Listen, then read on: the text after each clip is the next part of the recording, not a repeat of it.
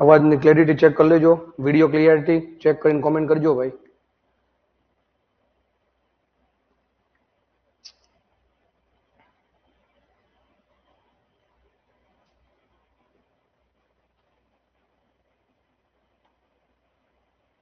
Done છે?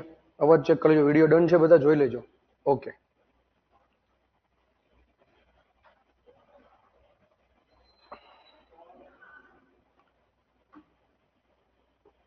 દસ 20 second weight કરશું આપણે, ત્યાં બધા જોઈન થઈ જાય. કર્તવ્યભાઈ રિપ્લાય આપું છું તમને, અત્યારે નહીં, શાંતિથી કોમેન્ટ એકવાર મારો મન ખ્યાલ આવી જાય. ડન છે. હાલો, 100 તો ઘડીકમાં થઈ જાય લાઈવ. તમારે હજી વાત જોઈને જ બેઠા લાગો, ક્લિક કરે એટલે સીધું થઈ જાય. ખાલી 2 મિનિટ બેઝિક વસ્તુ કહી દઉં. આજની આપણે ઓલરેડી મ્યુનિસિપલ એકાઉન્ટન્ટની બેચ લોન્ચ કરી છે, જેનો ડેમો લેક્ચર છે, જે જોશે અને યુટ્યુબમાં મળશે અપલોડ કરેલો ડાયરેક્ટ. આ અત્યારે લાઈવ બેચમાં લેક્ચર ચાલે છે. લાઈવ ઇન ધ સેન્સ કે લોકો એપ્લિકેશનમાં જોવે છે, હું કોમેન્ટમાં આન્સર આપી શકું છું. ઓનલાઈન યુટ્યુબમાં જોશે અને કન્ફ્યુઝન ન થાય, એટલે 2 મિનિટ કહી દઉં. અત્યારે મને અહીંયા ઓડિટર સબ ઓડિટરની બેચ ઓલરેડી ચાલુ છે, બહુ મોટા પાયે, જે રેગ્યુલર લોકો ભણે છે. આ જે લોકો ભણે છે એ જયારે યુટ્યુબમાં અપલોડ થશે એમાં રિવ્યુ આપશે જ તે આ લોકો, જેટલા અહીંયા રેગ્યુલર જોવે છે એમાં કોમેન્ટમાં, કારણ કે તમને લાઈવ કોમેન્ટ આપવા નહીં મળે. ખ્યાલ આવે છે? એટલે ઘણા લોકો ત્યાં જશે પણ અત્યારે ત્યાં લિંક નથી. આ વિડીયો આ પત્યા પછી તમને યુટ્યુબમાં અપલોડ થઈને દેખાશે. ખ્યાલ આવે છે? બીજી વસ્તુ કે ઓલરેડી અહીંયા ઘણી બધી બેચ આગળ વધી ગઈ છે, કે કઈ ઓડિટર સબ ઓડિટર, પણ મ્યુનિસિપલ એકાઉન્ટન્ટ વાળી બેચ છે એ નવેસરથી ચાલશે, જે એમાં છે એ ખ્યાલ આવે છે. આના સબ્જેક્ટ આમાં ભલે પતી ગયા, તમારે એમાં ચાલવાના છે. બીજું જે મ્યુનિસિપલ એકાઉન્ટન્ટ વાળા આ જે ડેમો જોશે, એક વિડીયો મારો મૂકેલો, તો બીજા જે 3 વિડીયો અંદર ડેમોમાં મૂકેલા છે, તમારે જોવું એક સાહેબને ભણાવતા આવડે છે કેમ, તો 3 વિડીયો બીજા મૂકેલા હશે. એમાં એક પ્રિલિમનો હશે, એક મેઇન્સનો હશે અને એક દાખલાનો હશે.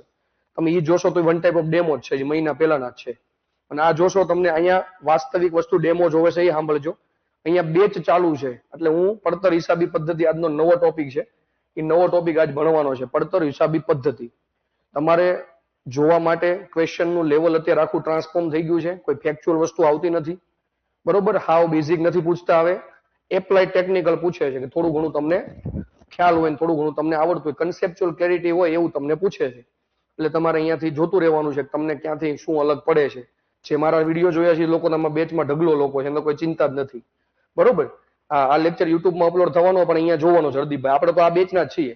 ખ્યાલ આવે છે? એટલે આ નવો તમારા માટે તો સબ્જેક્ટ કન્ટિન્યુ છે, એ જ છે ઓડિટર વાળા માટે. આ તો ખાલી ડેપ્યુટી મ્યુનિસિપલ એકાઉન્ટન્ટ વાળાને આ લેક્ચર મળવાનો છે, ખાલી મારો રિવ્યુ જોવા અથવા ડેમો જોવા.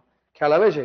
આમાં કોઈ વિદ્યાર્થી નહીં હોય, તમે બધા છો ઓનલાઈન જ જોવો છો. ડેમો સીધો એ લોકોને યુટ્યુબમાં મળશે નહીં. હાલો, નવો ટોપિક છે પડતર હિસાબી પદ્ધતિ. બધા મારજો હેડિંગ, પડતર હિસાબી પદ્ધતિ. આપણે રૂટીનમાં જેમ જોઈએ છે એમ જ આપણે વિડીયો જોવાનો છે આજે. આપણે બધા રેગ્યુલર બેચમાં જે ભણીએ છીએ એ મ્યુનિસિપલ એકાઉન્ટન્ટ વાળા માટે ડેમો ગણાશે અને તમારા માટે ભણતર આગળ ગણાશે. પડતર હિસાબી પદ્ધતિ આ એક સબ્જેક્ટ છે આખો. આપણે ખ્યાલ આવે છે શેમાં છે? આ બેચમાં છે, ચાલુ છે કન્ટિન્યુ. મેં એક સબ્જેક્ટ 10 માર્કનો પૂછવાના છે, પડતર હિસાબી પદ્ધતિ, બરોબર? નવો ટોપિક છે પડતર હિસાબી પદ્ધતિ. તો મેં તમને બધું સમજાવ્યું હતું કે શું શું વસ્તુ આમાં છે, કેવી રીતે છે, આપણે બધું આમાં ભણ્યા હતા જે તે સમયે. ખ્યાલ આવે છે? એટલે આપણે ધીરે ધીરે આગળ વધવાનું છે. તો સૌથી પહેલા હું તમને સમજાવી દઉં કે આપણે એક ભાગ પાડી દઈએ બધી વસ્તુમાં, તો તમને એક્ઝેક્ટ આઈડિયા આવે. એક આવે નાણાકીય હિસાબી પદ્ધતિ. ખ્યાલ આવે છે? આપણે રેગ્યુલર બેચ વાળા તમે બધા જોવો છો. એક આવશે ઓડિટિંગ, બરોબર? એક આવશે પડતર હિસાબી પદ્ધતિ, એક આવશે સંચાલકીય હિસાબી પદ્ધતિ, બરોબર? એટલી વસ્તુ આવશે, એમ સમજો. આખો ડિફરન્સ સમજો પેલા દેશી રીતે. આપણે આખું ભણીએ છીએ, રેગ્યુલર સબ્જેક્ટ ચાલુ છે, આપણે આજ રોજ જોયું છે. આપણે જે ઓડિટર વાળી સબ ઓડિટર વાળી બેચમાં તમે લોકો જોવો છો, તમને ધ્યાનમાં રાખીને અત્યારે બોલું છું. આ લેક્ચર યુટ્યુબમાં મૂકે છે, ડેમો લોકો જોઈ લે છે. ખ્યાલ આવે છે? આપણે બેચ ચાલુ છે, નવો સબ્જેક્ટ છે આપણો કયો? પડતર હિસાબી પદ્ધતિ. સાંભળજો, અત્યાર સુધી આપણે ભણ્યા નાણાકીય હિસાબી પદ્ધતિ. રફ વર્ક તમને કહી દઉં ઉપર. તો નાણાકીય હિસાબી પદ્ધતિમાં આપણે સૌથી પહેલા વાઉચરોની વ્યવહારની ઓળખ કરતા. વ્યવહાર જો આર્થિક હોય તો આપણે એમને પુરાવા આધારિત વાઉચરને આધારે હિસાબ લખતા. સૌથી પહેલી એન્ટ્રી થતી વ્યવહારની ઓળખ, પછી વાઉચર. વાઉચર પછી એની નોંધ થતી આમ નોંધ અને પેટા નોંધમાં. આમ નોંધ અને પેટા નોંધ પછી ખાતા વહીને ખતવણીમાં જતું. ખાતા વહી ખતવણીમાં બાકી શોધાયા પછી કાચું સરવૈયું બનતું, અને કાચું સરવૈયું બન્યા પછી શું બનતું? ફાઇનલ એકાઉન્ટ બનતું. પણ આ બધી રમત હતી શેની હતી? આંકડાઓની રમત હતી. શેની હતી ભાઈ? આંકડાઓની. હવે યાદ રાખો, આ આંકડાઓની ગેમ છે, બરોબર. એમાં ખાલી ટોટલ કરવામાં આવતા. આજે ટોટલ કરી નાખે નાણાકીય હિસાબી પદ્ધતિમાં, તો ટોટલ એમ નો બોલ, ટોટલ એટલું જ બોલતો કે મને નફો થયો કે નુકસાન થયું. સાંભળજો ભાઈ, ટોટલ શું બોલતું? મને નફો થયો કે નુકસાન થયો. શા માટે નફો થયો ને શા માટે નુકસાન થયું મને પૂછતો નહીં. અથવા કયા કારણસર નફો ઓછો થયો અથવા કયા કારણસર નુકસાન ઓછું થયું, એનો એક પણ જવાબ આપતું નહીં. જે નાણાકીય હિસાબી પદ્ધતિ, જેને ફિનાન્શિયલ અકાઉન્ટિંગ કહેવામાં આવે છે. અકાઉન્ટિંગ કરવાનું પણ કોનું? ફાઇનાન્સ નું કરવાનું, નાણાકીય હિસાબી પદ્ધતિ. તો અહીંયા જેટલા ઉતારા હશે, જેટલી બાબત હશે, એ બાબત શેની પ્રતિનિધિત્વ કરશે? ટોટલોનું. કે વર્ષ દરમિયાન જે વ્યવહારો બની ગયા હોય એને આપણે નોટ ડાઉન કરી દેવાના. સાંભળજો કન્સેપ્ટ બધા ઓનલાઈન વાળા જુઓ છો અત્યારે મારો. હવે નાણાકીય હિસાબી પદ્ધતિમાં શા માટે બનાવવામાં આવતા? કે લોકોનો ખ્યાલ આવે, પેઢી હોય તોય ભલે, ભાગીદારી પેઢી હોય તોય ભલે, અને કંપની હોય તોય ભલે. કંપની છે એ નાણાકીય હિસાબો બનાવતા. તમારા ખીચામાં જો પૈસા પડ્યા હોય તમારી પોતાની મૂડી કહેવાય. 4 ભાઈબંધો પૈસા રોકો તો ભાગીદારીની મૂડી કહેવાય. 100 શેર હોલ્ડર દ્વારા પૈસા આપ્યા હોય તો એ શેર હોલ્ડરની શેર મૂડી કહેવાય. એને જવાબ તો આપવો પડે ને ભાઈ, કે શા કંપનીએ જે પૈસા રોક્યા છે તો વર્ષના અંતે નફા નુકસાન ખાતું સાચો અને વ્યાજબી નફો દર્શાવે છે એવું સ્ટેટમેન્ટ આપવું પડે. બીજું કે પાકું સરવૈયું ધંધાની આર્થિક સ્થિતિ દર્શાવે છે. એના માટે આપણે નાણાકીય હિસાબી પદ્ધતિમાં શું બતાવશું? વાર્ષિક હિસાબ બનાવશું. દેશી સમજો બધું. આ નોટ્સ તમારે નોટવર્ક કરવાનું છે ભાઈ. વાર્ષિક હિસાબો બનાવશું. હવે સમજો, આ આંકડા કહેશે નહીં મને અહીંયા પેટમાં દુખે છે. ખ્યાલ આવે છે? આંકડા એવું નહીં કે મને અહીંયા પેટમાં દુખે છે અથવા મારા આના કારણે નુકસાન થયું, આના કારણે મને નફો થયો. આંકડા બોલશે જ નહીં. શા માટે? કારણ કે મારું તો કામ એમ છે હિસાબો નોંધવાનું, ટોટલ મારી દેવું. ટોટલ શેઠને કહેવાનું, શેઠ કે કેમ નુકસાન થયું? કે આ તો આરો કામ જ નથી કરતો, નકરો હું જ કરે છે. કે કામ કરે તો કાંક થાય નહીં. કે તો આ બધી વસ્તુ આમાં હશે. હવે સમજો, એનાથી એક સ્ટેપ આગળ વધી ગયા. કે જે ઉદાહરણ તરીકે આજે તમે આંકડા ટોટલ માર્યું છે, નુકસાન કેમ ગયું છે તમારે? તો નુકસાન એટલા માટે ગયું કે આપણે કોઈ પણ વસ્તુ ને સેવાનું જે ઉત્પાદન કરીએ છીએ, વસ્તુ કે સેવાનું શું કરીએ છીએ? અહીંયા ઉત્પાદન કરીએ છીએ. તો આની આપણે પડતર છે ને ખૂબ ઊંચી આવે છે. શું આવે છે? પડતર ઊંચી આવે છે. એના કારણે નુકસાન થયું. તો પડતર ઊંચી કેમ આવશે? તો તમને ખબર પડશે કે કોઈ પણ વસ્તુનું ઉત્પાદન કરવા માટે 3 વસ્તુની જરૂર પડે, બરોબર? કે જેમાં માલ સામાન, હું તમને ભણાવીશ હમણાં, પ્રત્યક્ષ માલ સામાન, પ્રત્યક્ષ મજૂરી અને અન્ય ખર્ચા. આ બધી વસ્તુની જરૂર પડે કે જેના કારણે વસ્તુનું શું થતું હોય? ઉત્પાદન થતું હોય. તો ઉદાહરણ તરીકે તમે એમ વિચારો કે આ 10 રૂપિયાની પાણીની બોટલ તમે વેચો છો, એનું કોસ્ટિંગ આવ્યું 6 રૂપિયા, અને તમે 4 રૂપિયા શું રાખ્યો? પ્રોફિટ રાખ્યો. તો તમને રૂટીનમાં અહીંયા શું બતાવે છે? નફો બતાવે છે. શું બતાવે છે? અહીંયા નફો બતાવે છે. પણ માની લ્યો અહીંયા જે વસ્તુ તમે રોકાયેલી છે, મજૂરી છે, તો માલ સામાન છે, નવી નવી સગાઈ થઈ હોય તો મજૂર એના ઘરવાળા ચેટ કરવા મળ્યો હોય તો મજૂરી બરોબર ધ્યાન ન આપે, એટલે શેઠ નું આખી ગુણ ભરીને જે ઓલું આવે, શું કે પ્લાસ્ટિકના જે ઓલા નાના બોલ આવે, એ નુકસાન થાય, બોટલ ન બને. એમ કરતા કરતા માનવીય એરર્સ હતી અથવા માલ સામાન બગડેલો આવ્યો, ઘટ આવી, ભૂલ આવી, આ બધા રીઝનના કારણે આ 6 રૂપિયાનું કોસ્ટિંગ કેટલું થઈ ગયું? ઉદાહરણ તરીકે 8 રૂપિયા. તો હવે તમે 10 રૂપિયામાં વેચો છો બોટલ, તમને 2 રૂપિયા નફો થયો. અહીંયા પેલા 4 રૂપિયા નફો થયો. તો અહીંયા નફો ન બોલતો કે શા માટે મને નુકસાન ગયું, અહીંયા બોલશે મને શા માટે નુકસાન ગયું, કારણ કે તમારી પડતર ઊંચી આવશે. આ પડતર ઊંચી આવશે. એ જ પડતર હિસાબી પદ્ધતિ એટલા માટે કામ છે, એટલા માટે બનાવવામાં આવે છે, કારણ કે પડતર ઊંચી આવી. માલ સામાનનો વાક હોઈ શકે, મજૂરીનો વાક હોઈ શકે, સીધા ખર્ચાનો વાક હોઈ શકે, પરોક્ષ ખર્ચનો વાક હોઈ શકે, શેઠ દ્વારા મજૂરના બદલે યંત્ર લાવ્યા હોય, યંત્ર ફેલ ગયું હોય, અને જ્યાં મજૂરની જરૂર હોય યંત્ર વાપર્યું હોય, યંત્રની જરૂર હોય મજૂર વાપર્યું હોય. આ બધા રીઝનના કારણે પડતર હિસાબી પદ્ધતિની શોધ થશે. હું ઓવરવ્યુ આપું છું તમને. આપણો લેક્ચર શરૂ થાય છે એટલામાં આ કામનું છે ભાઈ, લખજો ભાઈ કોષ્ટક. હવે આગળ વધ્યા. આ એમ કે છે મારા એકાઉન્ટન્ટે કોઈ પણ પ્રકારની ભૂલ જ નથી કરી, બરોબર, વ્યવસ્થિત એને કર્યું જ છે. તો એ કે મેં તો પડતરના સ્ટાન્ડર્ડ, ખ્યાલ આવે છે, પડતરના ધોરણો મેં વ્યવસ્થિત જાળવ્યા છે. પડતરના ધોરણો મેં વ્યવસ્થિત જાળવ્યા છે. આ લોકો એવું કે છે આ મેન્સમાં કામ લાગશે લખવા માટે, હિસાબી ધોરણો મેં વ્યવસ્થિત જાળવ્યા છે. તો આ લોકો ઓડિટિંગ વાળા કામ નથી કર્યું લાગતું, બરોબર. કે કેમ નથી કર્યું ઓડિટિંગ વાળા કામ? તો એ કે છે ઓડિટિંગ વાળાએ કમ્પ્લીટ જ કામ કર્યું છે. તો તમને ખબર છે હિસાબો લખવાનું કામ અહીંયા થાય, બુકનું, બુક કીપિંગ આપણે ભણ્યા હતા. કારકુન લેવલનું કામ હોય, એકાઉન્ટ નામું લખતા હોય. એનાથી આગળ થોડો ઘણો સીએ વ્યક્તિ લખે, એકાઉન્ટિંગ કહેવાય.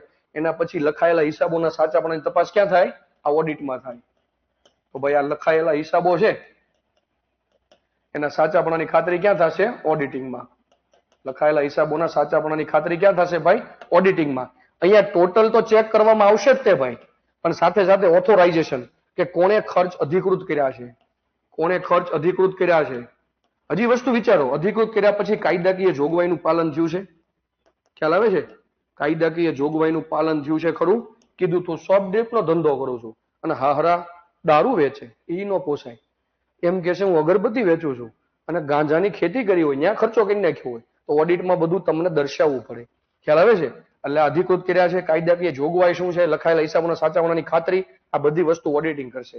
હવે આગળ વધો કે આપણે બધું બરોબર છે, પણ તમારું માનવ બળ કેવું છે? માનવ બળ જે કામ કરે છે નીચેથી માંડીને હાયરાર્કી ઉપર સુધી, આજે માનવ બળ બધું વેર વિખેરાયું છે, કોઈ સંકલન નથી, કોઈ દોરવણી નથી, કોઈ દિશા નિર્દેશ આપવા વાળું નથી, પોલિસી મેકિંગ તમારું બરોબર નથી. તો કે સંચાલકીય પદ્ધતિ આખી ફેલ ગઈ છે. તો સંચાલકીય પદ્ધતિ શું કામ કરશે? એ શું કરશે? નીતિ નિયમો બનાવશે. શું કરશે? નીતિ નિયમો બનાવશે અને એનું અસરકારક સંકલન અથવા અસરકારક શું કરશે? અસરકારક અમલ કરાવશે. તો આ સંચાલકીય હિસાબી પદ્ધતિ છે. આ એક ભવિષ્યનો એવો સુરેખ માર્ગ નક્કી કરશે, આખો ભવિષ્યનો સુરેખ પાથ, સુરેખ પથ નક્કી કરશે અથવા પાથ નક્કી કરશે કે જેના કારણે ભવિષ્યમાં ધંધો આગળ જશે અને ધંધાકીય એક્ટિવિટી ફૂલ થશે. આ સંચાલકીય હિસાબી પદ્ધતિ. તો સિલેબસમાં 4-5 ટોપિક અલગ આપ્યા છે, એનું બાયફર્કેશન મગજમાં ટુ બી ક્લિયર રાખજો કે જેની કારણે ભવિષ્યમાં મેઇન્સ લખો અથવા જ્યારે આન્સર રાઇટિંગ આવે એટલે એકબીજાનો ઘૂસાડો નહીં, તમને એક્ઝેક્ટ ખ્યાલ આવવું જોઈએ. આપણે ભણવાનું છે પડતર હિસાબી પદ્ધતિ, તો બધી ટર્મ આના અંદરમાં ફળશે. તો ખ્યાલ આવે છે? તો પડતર હિસાબી પદ્ધતિની શોધ શા માટે કરવામાં આવશે બધું હું બોલું છું, પણ આ વસ્તુ અહીંયા સુધી ક્લિયર છે બધાને? અહીંયા સુધી ક્લિયર? કોમેન્ટમાં કયો ભાઈ બધા. યુટ્યુબ વાળાને કોમેન્ટ આ પછી મારવા નહીં મળે, કારણ કે જે પેઇડ લેક્ચર અહીંયા જોવે છે એને કોમેન્ટ મને એપ્લિકેશનમાં દેખાશે. અહીંયા સુધી ડન છે ભાઈ? બધા કેજો કોમેન્ટમાં.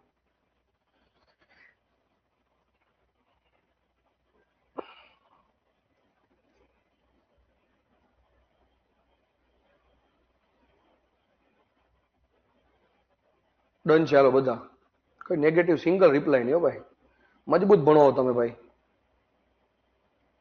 1.5 પેજ 2 પેજ આપણે કીધેલું છે સંજનાબેન, 4-5 પેજ છોડ દેવાના. ના રિપીટ લેટ થઈ ગયું હોય પછી જોઈ લેજો ભાઈ, વિડીયો વાંચ કરી. જબરજસ્ત. ઓકે, હા સમ આવશે એમાં. હવે સાંભળજો, હવે ઓરિજિનલ પડતર શરૂ થાય છે. આ બધું તમે સમજ્યા આનો ભેદ? તો પડતર હિસાબી પદ્ધતિ આપણે રેગ્યુલર જો જે ડેમો જોશે એમને કહી દો 2 મિનિટ કે અહીંયા રેગ્યુલર 5 સબ્જેક્ટ મારા પતી ગયા છે, 6 સબ્જેક્ટ બહુ સારી રીતે. એમની નોટ્સે મળી ગઈ છે, અમને નોટ્સે અપલોડ થઈ ગઈ છે એપ્લિકેશનની અંદર. આ લોકો રેગ્યુલર વિડીયો જોવે છે, બરોબર? સર તમે મજબૂત ભણાવો છો અને તમે મજબૂત સાંભળો છો ભાઈ, કર્તવ્ય ભાઈ. બધી બેચમાં લાઈવ હોવ તમે મારી. એટલે આપણે આ જે લેક્ચર છે આ લોકો માટે કન્ટિન્યુ જે પડતર હિસાબી પદ્ધતિ નવો ટોપિક છે એમને હું ભણાવું છું, સારી રીતે લખાવું છું, નોટ્સ બનાવું છું, બધું કન્ટિન્યુ ચાલશે. અને જે મારો ભવિષ્યમાં ડેમો જોશે યુટ્યુબમાં, એને ખાલી રેકોર્ડેડ ડેમો જોવા મળશે તમને આ સબ્જેક્ટનો. એના ઉપરથી તમે તારણ કાઢી લેજો. બાકીના 3 વિડીયો આગળ અપલોડ કરેલા છે ધ્યેય એકેડેમીના, એમાં લાઈવ તમે મારું જોઈ શકશો, બરોબર? હાલો હવે આપણે પડતર હિસાબી પદ્ધતિ આગળ વધારશું, બરોબર? તો પેલા ભેદ તમને ખબર છે કે ઓલામાં નાણાકીય હિસાબી પદ્ધતિમાં ફક્ત ખાતા બનાવવા, ખાતાવણી કરવી, પાકું સરવૈયું બનાવવું, ટોટલ ચેક કરવું અને નફા નુકસાન ખાતાનું સાચો અને વાજબી નફો ચેક કરવો અને પાકું સરવૈયું ધંધાની આર્થિક સ્થિતિ પરિસ્થિતિ રજૂ કરે છે એ ફક્ત ચેક કરવામાં આવે છે. એનાથી વધુ કાંઈ કરવામાં આવતું નહોતું. પણ મીનવાઇલ કોઈ દી એવું ના કહેતા વસ્તુની પડતર કેટલી રાખવી, વસ્તુની વેચાણ કિંમત કેટલી રાખવી, કેટલો માલ સામાન વપરાણો, કેટલી મજૂરી વપરાણી, આ બધા કીવર્ડ આપણે યાદ રાખવાનું છે. કીવર્ડ યાદ રાખશો તો મેઇન્સમાં કોઈ પણ ટોપિક લઈ શકશો. ખ્યાલ આવે છે? કોઈ પણ કીવર્ડ તમે યાદ રાખશો તો તમે મેઇન્સ લખી શકશો, અધરવાઇઝ તમે લખી શકશો નહીં. તો ફરીવાર બોલું છું, પડતર હિસાબી પદ્ધતિમાં કેવી સમસ્યાઓનું નિરાકરણ થશે કે કોઈ પણ એવી તમામ બાબત કે જે હિસાબી પદ્ધતિમાં આંકડાઓની મરણોત્તર તપાસ હતી, તો એમાં કોઈ આંકડા બોલતા નહીં મને અહીંયા દુખે છે, મારો આ વાક છે, મારા શેઠનો વાક છે, મજૂરનો વાક છે, મશીનનો વાક છે. તો અહીંયા શું બોલશે? અહીંયા વ્યક્તિ બોલશે. કોણ?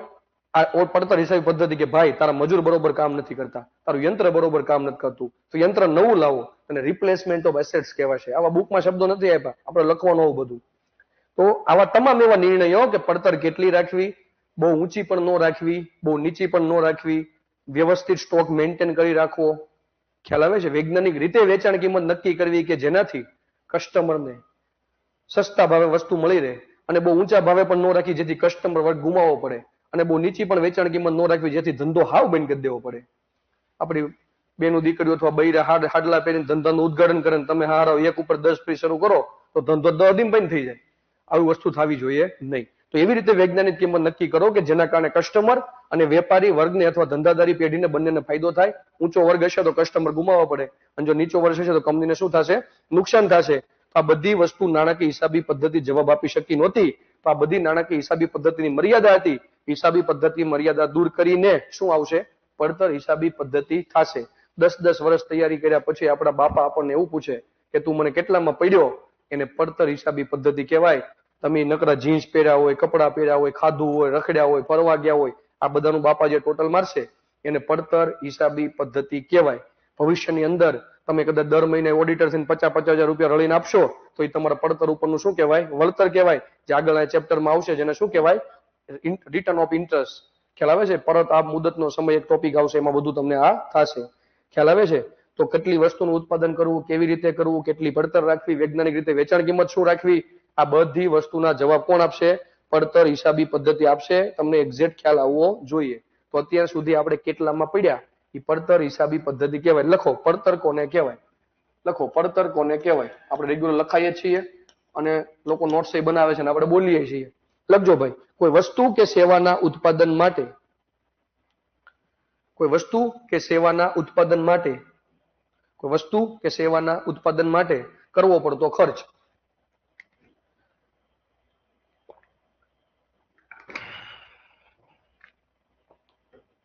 કોઈ વસ્તુ કે સેવાના ઉત્પાદન માટે કરવામાં આવતો ખર્ચ.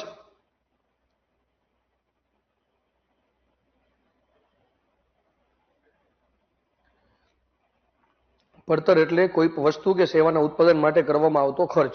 ભાઈ મારી એપ્લિકેશનમાં જે લોકો વિડીયો રૂટીન રેગ્યુલર જોવે છે તમે આ ઈ જ તમારે જોવાનો છે. આ લોકો ડેમોમાં મળી જશે. હું એકલો ભણાવું છું. કોઈ છે નહીં છોકરા છોકરી કોઈ. કોમેન્ટ વાળા સાંભળજો. યુટ્યુબમાં આપણે કોમેન્ટ શરૂ કરતા લાઈવ એટલે ઢગલો કોમેન્ટો આવતી એટલે ભણાવવાનું સાઈડમાં રહી જતું નકરા કોમેન્ટના આન્સર આવતા. આપણી બેચ રેગ્યુલર ચાલુ છે એનો ટોપિક છે પડતર હિસાબી પદ્ધતિ. આ એ આપણે કન્ટિન્યુ કર્યો છે. એમાં મેં તમને બાયફર્કેશન સમજાવ્યા આ બધા કારણ કે આ તો પડતર શરૂ કરતા પહેલા મારે તમારે સમજવા પડે ને. આ બે આપણે ભણી ગયા છીએ. આ ભણવાનું છે તો મેં તમને બાયફર્કેશન સમજાવ્યું આ વાઘેલા બેન. બરોબર. અને પછી આપણે હવે રૂટીનમાં ભણીએ છીએ એમ શરૂ કરવાનું છે. આપણે રેગ્યુલર ભણીએ છીએ એમ ભણવાનું છે. છોકરા જોશે યુટ્યુબમાં પછી છેલ્લે. ખ્યાલ આવે છે? આપણે ચાલુ કરો. વસ્તુ કે સેવાના ઉત્પાદન માટે કરવામાં આવતો ખર્ચ જેને પડતર કહેવામાં આવે છે. આમાં પ્રત્યક્ષ અને પરોક્ષ બંનેનો સમાવેશ થાય છે.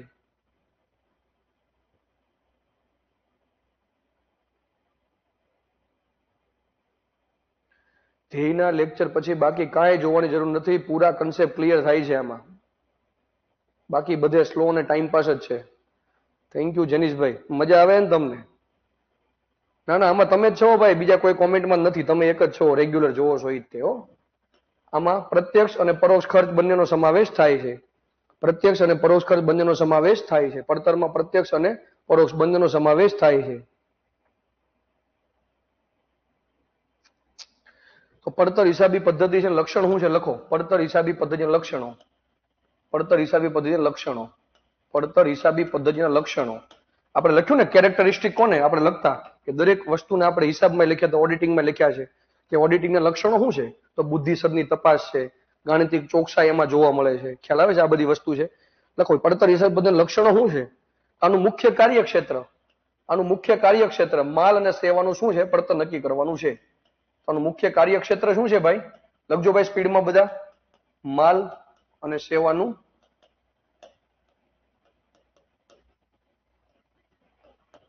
પડતર નક્કી કરવાનું છે. માલ કે સેવાનું પડતર નક્કી કરવાનું છે. હવે સમજો હિસાબોની અંદર ખબર ન પડતી કયો માલમાં કેટલો ખર્ચો થયો, એકમ દીઠ કેટલો થયો, કુલ કેટલો થયો, પણ આમાં ખાતાવાર ખબર પડશે. ઘરની અંદર 4 છોકરામાંથી એકે દેવું કર્યું હોય એમ કે કોણે દેવું કર્યું? કે મનનભાઈએ દેવું કર્યું. કોણે કર્યું? તો કે હરદીપભાઈએ દેવું કર્યું. કોણે કર્યું? તો આ બેને દેવું કર્યું.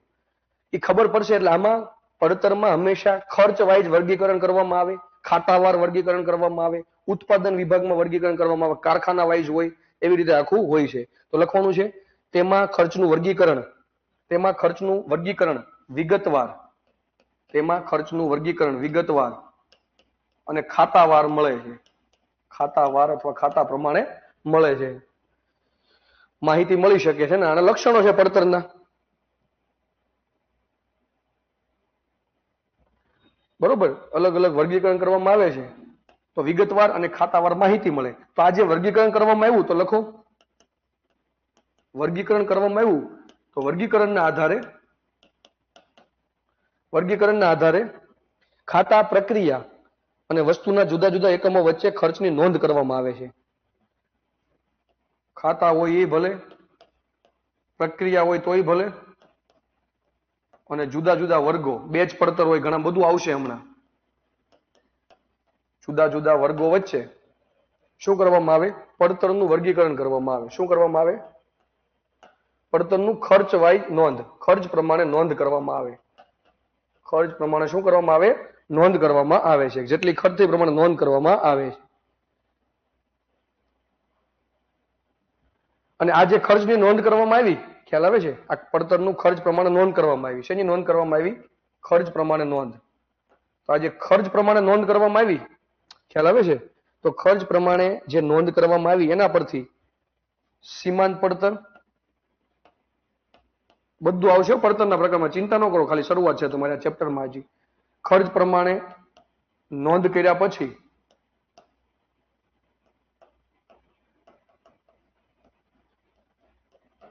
સીમાંત પડતર, પ્રમાણ પડતર,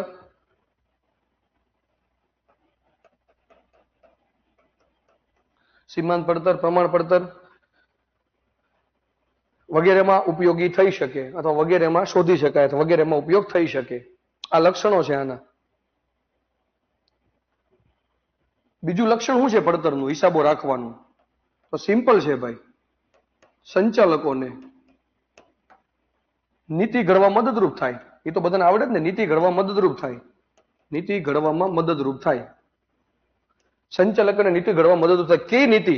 તો વેચાણની નીતિ બનાવી હોય તોય ભલે, ઉત્પાદનની બનાવી હોય તોય ભલે, મજૂરની જગ્યાએ યંત્રો લાવવા કે યંત્રોની જગ્યાએ મજૂરથી ઉત્પાદન કરાવવું. બીજી વસ્તુ, પડતરની કિંમત કેટલી રાખવી, પડતરની કિંમત કેટલી ઓછી રાખવી, કેટલી વધારે રાખવી, કેટલી વેચાણ કિંમત નક્કી કરશું, બધી વસ્તુ કિંમત નિર્ધારણ કેટલું કરશું, બધી વસ્તુ આનાથી ખબર પડે. બરોબર? તો ભાઈ કેટલી વેચાણ કિંમત નક્કી કરવી, વેચાણ કિંમત કેટલી નક્કી કરવી, ઉત્પાદનનું પ્રમાણ કેટલું રાખવું, વેચાણ કિંમત કેટલી રાખવી, ઉત્પાદનનું પ્રમાણ કેટલું રાખવું. બીજી વસ્તુ, માલ સામાનમાં બગાડ કે ઘટ પડે છે કે કેમ, આ બધી વસ્તુ કોણ કે છે? પડતરના લક્ષણમાં આવશે ભાઈ, પડતરના લક્ષણમાં આવશે. મગજમાં કન્સેપ્ટ ક્લિયર રાખવાના છે. તમારી જ બેચ છે, તમારામાં જ ભણાવું છું. હો, કોઈ લાઈવ જોતું નથી, કોઈની કોમેન્ટ પણ આવતી નથી. તમારી જ બેચ રોજ હાલે છે, આપણે ઈ જ ચલાવવાની છે. એમાંથી યુટ્યુબમાં મૂકી દેશે.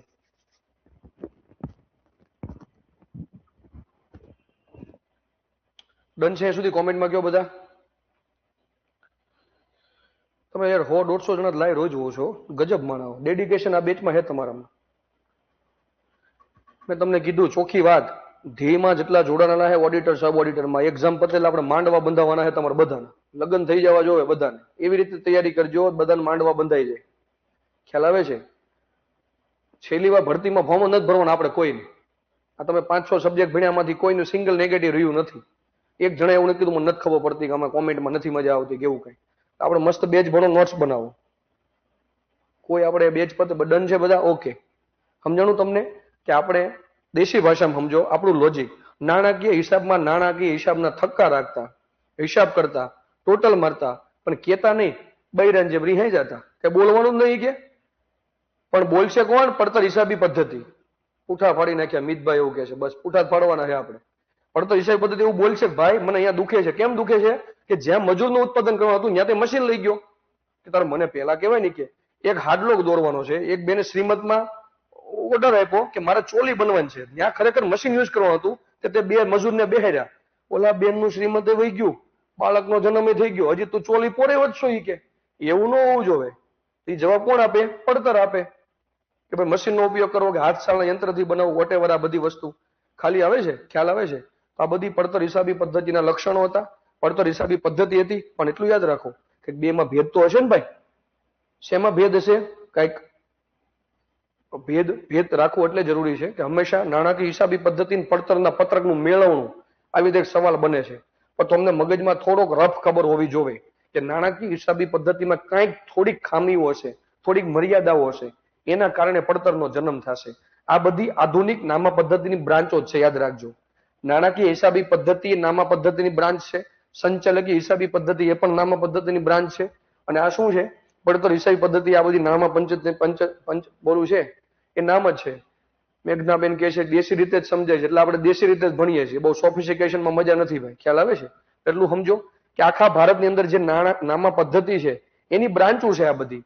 એ કે હું કાગળિયાના ટોટલ મારીશ તો કે હાલો નાણાકીય હિસાબી પદ્ધતિમાં જાઉં, કે તારા મારેલા ટોટલ હું ચેક કરીશ તો કે ઓડિટિંગમાં જાઉં. હવે તારે હું ભૂલ છે એ શોધવા જાય તો હું ઓડિટિંગમાં જઈશ. તે બરોબર પડતર શોધી છે તો પડતર હિસાબી પદ્ધતિમાં જાય. તમે કોઈ હકના બેહતા જ નથી, નકરું તોફાન જ કરો છો. તો ઓલા મજૂરને હરખું સંકલન કરવા માટે, દોરવણી આપવા માટે, ખ્યાલ આવે છે, અંકુશ રાખવા માટે, સંકલન આપવા માટે, દોરવણી માટે, અંકુશ માટે કોણ કે છે? સંચાલક હિસાબ પદ્ધતિ કે હું આવીશ. I am the authority of the manage in the company, અને હું મેનેજમેન્ટ કરીશ આ બધી વસ્તુ. બરોબર, આ બધું આવશે. હવે વિચારો, આગળ વિચારો કે આપણે નોર્મલ થોડોક બેનિફિટ સમજવાનો છે, તફાવત. અહીં લખવાનું છે નાણાકીય હિસાબી પદ્ધતિ. લખવાનું છે નાણાકીય હિસાબી પદ્ધતિ. આપણે ભાઈ કહી દઈએ, કોઈ દી ટાઈમ પાસ કરતા નથી લેક્ચરમાં, જે છે એ રેગ્યુલર આવી રીતે હાલે. આ છે પડતરના હિસાબો અથવા પડતરની હિસાબી પદ્ધતિ.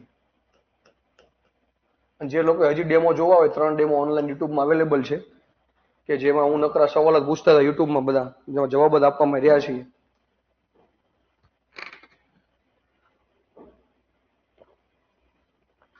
સાહેબ શાયરી રહી ગઈ કાલની શાયરી આજ કહી દેવું ભાઈ. કાલ આવી ગઈ, કાલ બાકી રહી ગઈ હતી, પણ આજ કાંઈ એકવાર તો કીધી હતી તમને.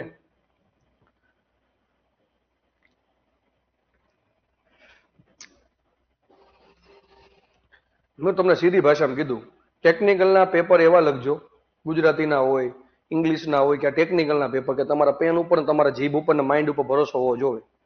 ખ્યાલ આવે છે? ગુજરાતીનું પેપર એવું લખવાનું, ગુજરાતીનો કોઈ પેપર જોવા વાળો, તપાસવા વાળો તપાસતી વખતે એકવાર તો વિચારે શું કે આ ભાઈનો સંબંધ થઈ ગયો છે કે બાકી છે, છોકરીનું વાયા વાયા માગું નખાવા જેવું છે, ક્યાંકથી ગોતી દેવા જેવી છે સમાજમાં. સારું લખે છે, કારણ કે મેચ્યોરિટી તમારે છલકાય મગજની અંદર. ખ્યાલ આવે છે? હવે વૈશ્વિકીકરણની અસર હોય એમાં તમને મેં કીધું હતું કે એસેમાં આપણે બોલ્યા હતા વચ્ચે કે વૈશ્વિકીકરણની દૂર મતલબમાં શું ગેરઅસર ને ગેરલાભ શું છે, તો લોકો લખે એનાથી ભાઈ શોષણ થાય છે ને નવી કંપની આમાં પેનિટ્રેટ થઈ ગઈ, એના કારણે લોકો નોકરી નથી મળતી, ટેકનોલોજી આવી ગઈ ને આ છે તે છે. મેં તમને એક લેક્ચરમાં બેલિટી કીધી હતી, આવું એન્ડિંગ નહીં આપવાનું. એન્ડિંગ આપણે ઘણું બધું લખ્યું કે ભાઈ મેં તમને કીધું હતું કે વૈશ્વિકરણની અસરથી આવી બધી ઘણી બધી ગેરલાભ થયા છે. એનાથી નવી ટેકનોલોજી આવી, નવી ઉત્પાદન પદ્ધતિ આવી, લોકોને ગુણવત્તા સારી મળે છે, એક શું કહેવાય, એક લેવલ ઓફ એજ્યુકેશન સારું મળે છે, ડિસ્ટન્સ લર્નિંગ આવ્યું, ડિસ્ટન્સ એજ્યુકેશન આવ્યું, ડિસ્ટન્સ મેડિસિન આવ્યું, રિયલ ટાઈમ મોનિટરિંગ થાય છે બધી વસ્તુ, ફ્રી ટ્રેડ એગ્રીમેન્ટ શરૂ થયા. આ બધી વસ્તુ લખવાની, બરોબર, પણ એવું વિચારવાનું સામાન્ય કે ભાઈ પ્રેમનું પ્રતિક એવા ચાંદામાં પણ ડાઘ હોય અને પ્રેમના આદર્શ એવા રોજાના મનમાં ડાઘ હોય, તો વૈશ્વિકરણની અસરમાં કેમ ડાઘ ન હોય? ભારતે જો પોતાના ભારતમાંથી ઇન્ડિયા તરફની હરોળમાં 2047 સુધી વિકસિત ભારત બનવું છે અને 2070 સુધી કાર્બન એમિશન 0 કરવું છે, તો ટેકનોલોજી વગર ભારત ક્યારે આગળ વધી નહીં શકે. તો ટેકનોલોજીના સારા પાસા જરૂર અપનાવીએ. પણ ભૂતકાળની અંદર ભારતની એક સોને કી ચિડિયાની છાપ હતી, એમાંથી ટ્રેડિશનલ વેલ્યુ એનરિચમેન્ટ કરીને ટેકનોક્રેટ્સ પ્લસ એન્શિયન્ટ બેનું ભારતનું મિશ્રણ કરીને ભારતને આપણે વિકસિત બનાવીએ. તો આનાથી વધારે સોનામાં સુહાગો શું હોય? આવા એન્ડિંગ આપવાના હારા. નકરું એને લખવાનું કે ભારત હજી ઘણું વિકસિત છે અને ઘણું વિકાસ કરવાનું બાકી છે, આમાં 50,000 ખાતામાં પગાર નહીં આવે. એટલે આપણે થોડુંક જોજો આ જયદીપભાઈ, બરોબર ને? થોડુંક આપણે વ્યવસ્થિત લખવાનું કે લાગવો જોઈએ કે મેચ્યોર માણા એવા છે આ બધા પેપર લખવા માટે. બાકી તો એમ થશે ખાલી ફોર્મ જ ભર્યું છે, બરોબર. નાણાકીય હિસાબી પદ્ધતિમાં શું છે, તો ફક્ત આવું નોર્મલ લખી નાખો, તમારો રિવાઇઝ થઈ જાય મગજમાં. નફો અને નુકસાન જ શોધવામાં આવતું, નફો નુકસાન જ શોધવામાં આવે. લાંબુ નહીં કરવાનું ભાઈ, આપણે બધું રોજ ભણીએ જ છીએ. નફો નુકસાન શોધવામાં આવે, નાણાકીય હિસાબી પદ્ધતિમાં નફો નુકસાન શોધવામાં આવે અમુક ચોક્કસ મુદત માટે. પણ કોઈ વસ્તુ છે, કોઈ વિભાગ છે કે કોઈ પ્રવૃત્તિ છે, પ્રવૃત્તિનો નફો જાણી શકાતો નથી. નફો જાણી શકાતો નથી. આ કન્સેપ્ટ સમજશો ને તો એમસીક્યુ સોલ્વ થશે પડતરનો નાણાકીય હિસાબી પદ્ધતિનો. આ શોધવામાં આવે છે, પણ વસ્તુ વિભાગ પ્રવૃત્તિનો નફો અલગથી જાણી શકાતો નથી. અલગથી જાણી શકાતો નથી. અલગથી જાણી શકાતો નથી.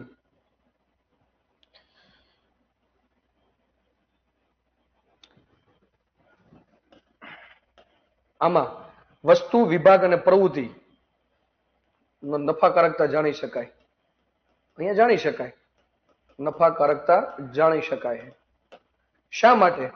તો ભાઈ આવક અને ખર્ચની અલગ નોંધ કરવામાં આવે. શું કરવામાં આવે? અલગ અલગ નોંધ કરવામાં આવે. અલગ અલગ નોંધ કરવામાં આવે. તમે ભણાવો છો એટલે જોરદાર જ લખશો. બસ જોરદાર જ લખવાનું છે ભાઈ. રાણાભાઈ આપણે પેજ છોડવાના છે મિત્ર. 1.5 છોડી દો. દરેક પ્રવૃત્તિ હોય, હું તમને પ્રવૃત્તિ કોને કહે, પડતરમાં કેવું હોય સિમ્પલ, આ શર્ટનું ટી શર્ટનું ઉદ્ઘાટન બનાવવાની છે, સ્પિનિંગ, વિવિંગ ને જીનિંગમાં જાય, 3 સ્ટેપ બને, તો ત્રણેયમાં ભાઈ ખર્ચ કેટલો થયો ને આવક કેટલા નોંધ રાખવામાં આવશે. તો ખબર પડે ને ભાઈ કે સ્પિનિંગમાં આવી રીતે તકલીફ છે, વિવિંગમાં આવી રીતે તકલીફ છે. તો પ્રવૃત્તિ, વસ્તુ, વિભાગ અને અલગ અલગ ખર્ચ જાણી શકાય કે શરૂઆતમાં મેન્યુફેક્ચરિંગ લેવલ પ્રોબ્લેમ છે, સેલિંગ પ્રમાણે પ્રોબ્લેમ છે, કે શરૂઆતમાં માલ બને છે ત્યાં પ્રોબ્લેમ છે, ઇમ્પોર્ટ કરવામાં પ્રોબ્લેમ છે. બધી વસ્તુ પડતરમાં ખબર પડે. કયા સેન્સમાં? કે ભાઈ તું સ્કૂલમાં 1 થી 7 ધોરણમાં તો બહુ સારું કામ હતું તારું, પછી 8 થી 12માં જો થોડોક બગડ્યો અને કોલેજમાં તો હાવ બગડી ગયો, તો દરેક લેવલની પડતર જાણી શકાય. એને પડતર હિસાબી પદ્ધતિ કહેવાય. એ નથી વધારે. કોલેજ ગયા પછી ગામની બાયુને ભગાડીને લઈ જાવ તો હાવ દાટ વાળ્યો ભાઈ, આવું કયો. એટલે પડતર હિસાબી પદ્ધતિ વિગતવાર માહિતી મળે. અહીંયા કોઈ વિગતવાર માહિતી મળતી નથી. મગજની અંદર દેશી લોજિક થી બાયફર્કેશન થી ફરજિયાત યાદ રાખવાનું, તો ટેકનિકલ યાદ રહેશે. બાકી ક્યાં 30 માર્ક નથી. પડતરમાં એકલાનું જાણી શકાય, નાણાકીયમાં બધાનું જાણવા મળે. સાચી વસ્તુ છે, એવું સમજો. બરોબર? હવે યાદ રાખો કે અહીં નફા નુકસાનના ચોક્કસ કારણો જાણી શકાતા નથી. બીજો મુદ્દો અહીંયા ભાઈ નફા નુકસાનના લખજો કે બધા. બાયફર્કેશન બહુ જરૂરી. મેઇન્સમાં આન્સર લખવામાં લીટી કામ લાગશે. જ્યારે મેઇન્સના આન્સર કરાવીશ ત્યારે આવું બધું નહીં લખાવું ફરીવાર, હું ખાલી બોલીશ જ તે. બરોબર? એટલે નફા નુકસાનના ચોક્કસ કારણો જાણી શકાતા નથી. નફા નુકસાનના ચોક્કસ કારણો જાણી શકાતા નથી. નફા નુકસાનના ચોક્કસ કારણો જાણી શકાતા નથી. પણ અહીંયા શું કરવામાં આવે? પડતરનું પૃથક્કરણ. આવ્યું ને, જો પડતરનું પૃથક્કરણ કર્યું. જોવો ભાઈ, શબ્દો આપણે યાદ રાખવાના છે મગજની અંદર. યાદ હું રખાવી દઈશ, મારી જવાબદારી, પણ તમારે ધ્યાન આપવાનું. તમારા બેચમાં કોઈ કમ્પ્લેન નથી. બપોરે લેક્ચર ગોઠવો, સાંજે લેક્ચર ગોઠવો, 100-150 તો લાઈવ હોય જ તે. ખ્યાલ આવે છે? એટલે મજબૂત તમારું હે બેચમાં રિસ્પોન્સ. તમને કીધું આમાં આપણે છોકરા દેખાવા જોઈએ બધી જગ્યાએથી. નફા નુકસાનનું ચોક્કસ કારણ જાણી શકાતા નથી. અહીંયા પડતરનું પૃથક્કરણ કરવામાં આવે. ખબર હે ને તમને? અહીંયા ઉપર લખાયું પડતરનું પૃથક્કરણ કરવામાં આવે. તો પડતરના પૃથક્કરણ કરવાના આધારે ખબર પડે ભાઈ કયા વિભાગમાં કાર્યશૈલી ઓછી છે, કયા વિભાગમાં વધારે માલ જાય છે, કયા વિભાગમાં વધારે માલનો બગાડ થાય છે, કયા વિભાગમાં માલની ઘટ પડે છે. 200 એકમનો ઓર્ડર આવ્યો અને તમારી પાસે ખાલી 10 એકમનું ઉત્પાદન એટલો જ માલ પડ્યો છે, તો બાકીનો માલનો હજી વર્ધિત જથ્થો મૂકો, પછી તમને મળે, હજી પહોંચે, ફેક્ટરીમાં આવે ત્યાં તો સીઝન વહી જાય. આવું ન હોવું જોઈએ. લઘુત્તમ વર્ધિત સપાટી ફરજિયાત રાખવી જ પડે. તો આ બધું તમને ખબર પડે પડતરના પૃથક્કરણ કરવાથી. એટલા માટે પડતર હિસાબી પદ્ધતિમાં ચોક્કસ કારણો જાણી શકાય છે, ઓલામાં ચોક્કસ જાણી શકાતા નથી. અહીં જે આ ખ્યાલ છે ભાઈ, ત્યાં કોઈ પણ વસ્તુની વેચાણ કિંમત નક્કી કરવા માટે નથી. અહીંયાથી કોઈ પણ વસ્તુની વેચાણ કિંમત નક્કી નથી થતી ભાઈ. કોઈ પણ વસ્તુની વેચાણ કિંમત નક્કી કરી શકાતી નથી. વેચાણ કિંમત નક્કી કરી શકાતી નથી. અહીંયા વેચાણ કિંમત નક્કી કરી શકાય. શા માટે? તમારો છોકરો એટલા વર્ષમાં કેટલા પૈસા બગાડ્યા? 20 લાખ. કેટલામાં પડ્યો? 20 લાખમાં. તો અહીંયા તમારા વસ્તુ કે સેવાની શું નક્કી કરી શકાય? વેચાણ કિંમત અથવા પડતર કિંમત નક્કી કરી શકાય. વેચાણ કિંમત જાણી શકાય છે. વેચાણ કિંમત શું કરાય છે? જાણી શકાય છે.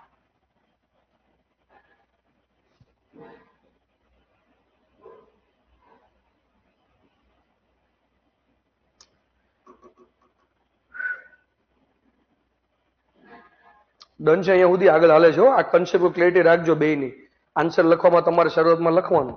જ્યારે પડતરનો સવાલ પૂછે ને આપણે લખવાનું કે નાણાકીય હિસાબી પદ્ધતિથી વિપરીત, કે જેમાં નાણાકીય હિસાબોમાં ફક્ત હિસાબો લખવામાં, સરવાળા કરવામાં અને નફો નુકસાન ધંધાની આર્થિક સ્થિતિ જાણવામાં આવતી હતી. પણ વિગતવાર ખાતાકીય માહિતી વિભાગ પ્રમાણે, વસ્તુ પ્રમાણે, પ્રવૃત્તિ પ્રમાણે મળતી નહોતી. તો આના અવેજી રૂપે અથવા આના સુધારાત્મક નવી બ્રાન્ચ તરીકે પડતર હિસાબી પદ્ધતિનો જન્મ થશે. આ 4 લીટીમાં કન્સેપ્ટ ઓફ ક્રેડિટ તમારી દેખાય. સીધું ઝીકવા નહીં મળવાનું કે વસ્તુ કે સેવાના ઉત્પાદન પાછળ કરવામાં આવતો ખર્ચને પડતર કહેવાય. તમને ભાઈ પડતરની વ્યાખ્યા થોડી પૂછી છે, આપણને શું પૂછ્યું છે? આ વસ્તુ પૂછી છે. એટલે હંમેશા સવાલ યાદ રાખવાનો. કોકને પૂછે જીએસટી એટલે શું, ગુડ્સ એન્ડ સર્વિસ ટેક્સ, એવું ફૂલ ફોર્મ નથી પૂછ્યું તમને, ખ્યાલ આવે છે? આપણે શું કહેવાનું છે, આ વસ્તુ ખાસ ધ્યાન રાખવાની છે. ડન છે અહીંયા સુધી બધા?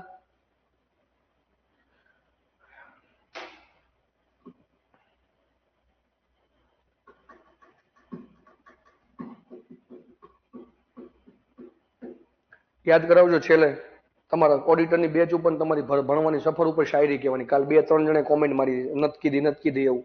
આજ કહી દઈશ, વાંધો નહીં, હાલો. આજ લાઈવ લોકો જોઈશે,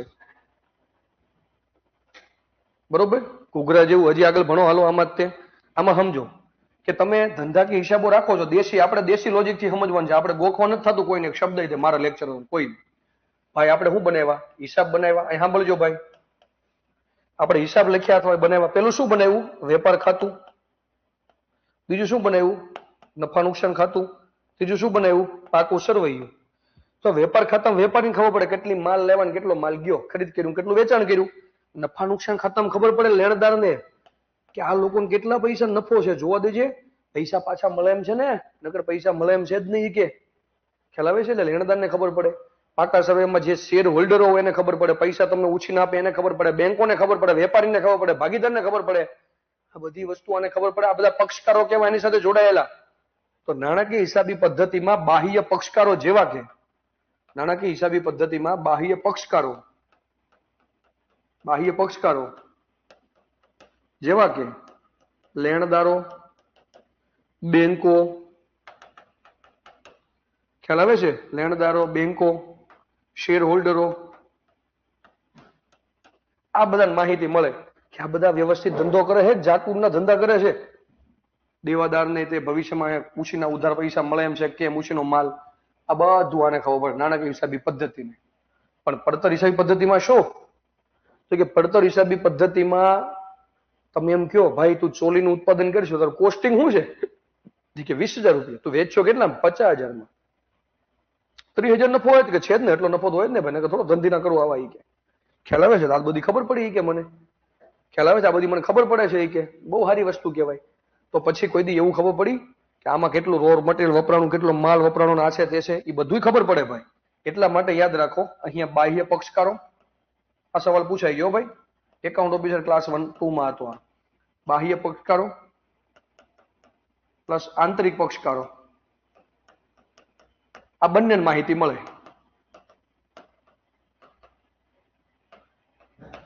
આ બંનેને માહિતી મળે ભાઈ બધી વસ્તુની. ખ્યાલ આવે છે કે ભાઈ કેવી રીતે આંતરિક વિભાગોને કે ભાઈ સ્ટોર વિભાગને ખબર પડે કે સ્ટોર વિભાગે કેટલો માલ પૂરો પાડ્યો. સ્ટોર વિભાગને ખબર પડશે. બીજી વસ્તુ કે માલની આંતરિક ફેરબદલી કેટલી ગઈ, એક ફેક્ટરીમાંથી બીજી ફેક્ટરીમાં, ઉત્પાદન વિભાગથી કારખાના વિભાગમાં, કારખાનાથી ઓફિસ ખર્ચામાં, વેચાણમાં, વિતરણમાં કેટલો માલની આખી ચેનલ થઈ. એટલા માટે ડીમાર્ટમાં ઓલી શું કહેવાય આમ મેન્યુઅલ હોય, આમ સોરી મૂવેબલ હોય, જાતી હોય, આમ લઈને જાય ગાડી જેવું, અને બધાને માલ લઈને ગોઠવતા હોય. કારણ કે અલગ અલગ ને બધાને ડ્યુટી આપેલી હોય. એટલે સ્ટોર કીપરે કેટલો માલ પૂરો પડે એની નોંધ લખવામાં આવે, બરોબર. અને માલની નોંધ બધી વસ્તુ આમાં લખવામાં આવે. સ્ટોરે કેટલો માલ પૂરો પાડ્યો, માલની આંતરિક ફેરબદલી કેટલી છે, એ બધું આનથી ખબર પડશે પડતરથી. હું એટલે તમને ડીપમાં ભણાવું છું કે આ મેઇન ટોપિક છે આખો. આ ભણ્યા પછી તમને સ્પીડમાં મુદ્દા યાદ આવશે બધા કે આના ફાયદા શું, તમે મસ્ત લખી શકશો હમણાં.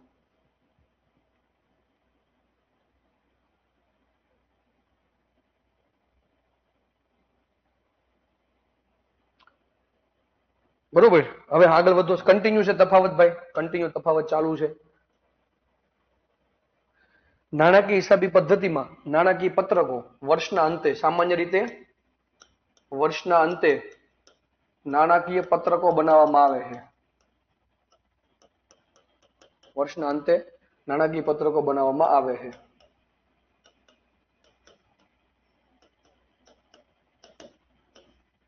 વર્ષના અંતે નાણાકીય પત્રકો બનાવવામાં આવે છે નાણાકીય હિસાબી પદ્ધતિમાં. કરી દઉં ભાઈ બેન, તમને રિપીટ કરી દઉં લાસ્ટ. જો બેન, તમે ધંધો કરો છો, ઉદાહરણ તરીકે તમે બે બેનો છો સગા, તમે ચોલીનો અથવા અગરબત્તીનો ધંધો કરો છો બેન, મોટી ફેક્ટરી છે તમારી પાસેથી, તો તમારી કંપનીમાંથી આ 3 ખાતા તમે બનાવશો, વેપાર ખાતું, નફા નુકસાન, પાકો શરૂ ધંધામાં, તો લોકોને ખબર પડે વેપારી કે કેટલો માલ કેટલો છે આ પાસે, કેટલો સ્ટોક છે, કેટલો વેચાણ છે, કેટલી ખરીદી છે. અને લેણદારે તમને પૈસા ઉછીને આપ્યા એને ખબર પડશે નફા નુકસાન ખાતા પરથી કે આમની કન્ડિશન કેવી છે, અને ઓવરઓલ આખા ધંધાનું પિક્ચર કેવું ખબર પડશે શેર હોલ્ડરને પાકા સરવૈયા પરથી. તો નાણાકીય હિસાબી પદ્ધતિમાં 3 પત્રકો બનાવ્યા પછી બાહ્ય પક્ષકારો જેટલા હશે, તમે જે 3 ખાતામાં ઉધારશો, જમા કરશો અથવા મૂડી દેવાણ મિલકત લેણામાં જે નોંધ પાડશો, તો એમાં બતાવશે કે લેણદારો કેટલા, બેંક કેટલી, શેર હોલ્ડરો કેટલા અને દેવાદાર કેટલા. તો ફક્ત બાહ્ય પક્ષકારોની માહિતી દેશે ભાઈ, પણ અહીંયા બાહ્ય પક્ષકાર તો ખરા, પણ આંતરિક પક્ષકારો જે છે, સ્ટોર કીપર અંદર માલ કેટલો પૂરો પાડ્યો, માલની આંતરિક ફેરબદલી કેટલી થઈ, મજૂરીની સંખ્યા કેટલી છે, કેટલું વેતન ચૂક્યું, તો આંતરિક ને બાહ્ય બંને પક્ષકારને ખબર પડે. વર્ષના અંતે નાણાકીય પત્રકો બનાવવામાં આવે છે. વેપાર ખાતું, નફા નુકસાન ખાતું, પાકું સરવૈયું, એ બધું વર્ષના અંતે સામાન્ય રીતે બનાવતા હોય છે. પણ યાદ રાખો, આના દર વર્ષની અંતે બનાવવું ફરજિયાત નથી, પણ સંચાલનને જ્યારે જરૂર પડે, કોને? સંચાલનને જ્યારે જરૂરિયાત ઊભી થાય ત્યારે બનાવવામાં આવે છે. સંચાલનને જ્યારે જરૂરિયાત ઊભી થાય ત્યારે બનાવવામાં આવે. શું? પડતર હિસાબી પત્રક અથવા પડતર હિસાબી રિપોર્ટ જે આખો હોય એ ત્યારે બનાવવામાં આવે. હિસાબી સમયગાળો કોઈ આનો ફિક્સ નથી. આનો હિસાબી સમયગાળો ફિક્સ છે, સામાન્ય રીતે 1 યર. આ સવાલ પૂછેલો છે. આનો હિસાબી સમયગાળો ફિક્સ નથી, જ્યારે જરૂર પડે ત્યારે. સમયગાળો ફિક્સ હોતો નથી, ઈચ્છા થાય ત્યારે ખબર પડે. મારી જોડે આ સબ્જેક્ટનો 0 નોલેજ હતું સર, કે આ બેચનું ઓવરવ્યુ આપને આ સબ્જેક્ટ માટે, અચ્છા, આ સબ્જેક્ટ માટે 0 ઓવરવ્યુ હતું. આ પેલી, અચ્છા, ઓકે સમજી ગયો બેન, કાંઈ વાંધો નહીં. આપણે નવો સબ્જેક્ટ જ છે હો બેન. આપણે આના પહેલા જીએસટી પૂરું કર્યું છે, આના પછી આપણે ઇન્કમ ટેક્સ લેશું, પણ આ આપણી રેગ્યુલર બેચનો લેક્ચર છે. સવાલ પૂછોનો કોઈ ચિંતા નથી, આપણે આન્સર આપીએ છીએ. ના સમજાય રિપીટનું કહી દેજો. તમે નોટ્સ મસ્ત બનાવો છો, બધા રેગ્યુલર કન્ટિન્યુ ચાલુ રાખજો. અહીંયા બધા જ વ્યવહારની શેમાં નોંધ થાય? ચલણી નાણાંમાં. આ ખાસ આઈએમપી ટોપિક છે, આ ખાસ આઈએમપી લીટી છે કે નાણાકીય હિસાબી પદ્ધતિની અંદર બધા જ વ્યવહારોની નોંધ કેમ થાય? બધા જ વ્યવહારોની નોંધ ચલણી નાણાંમાં થાય.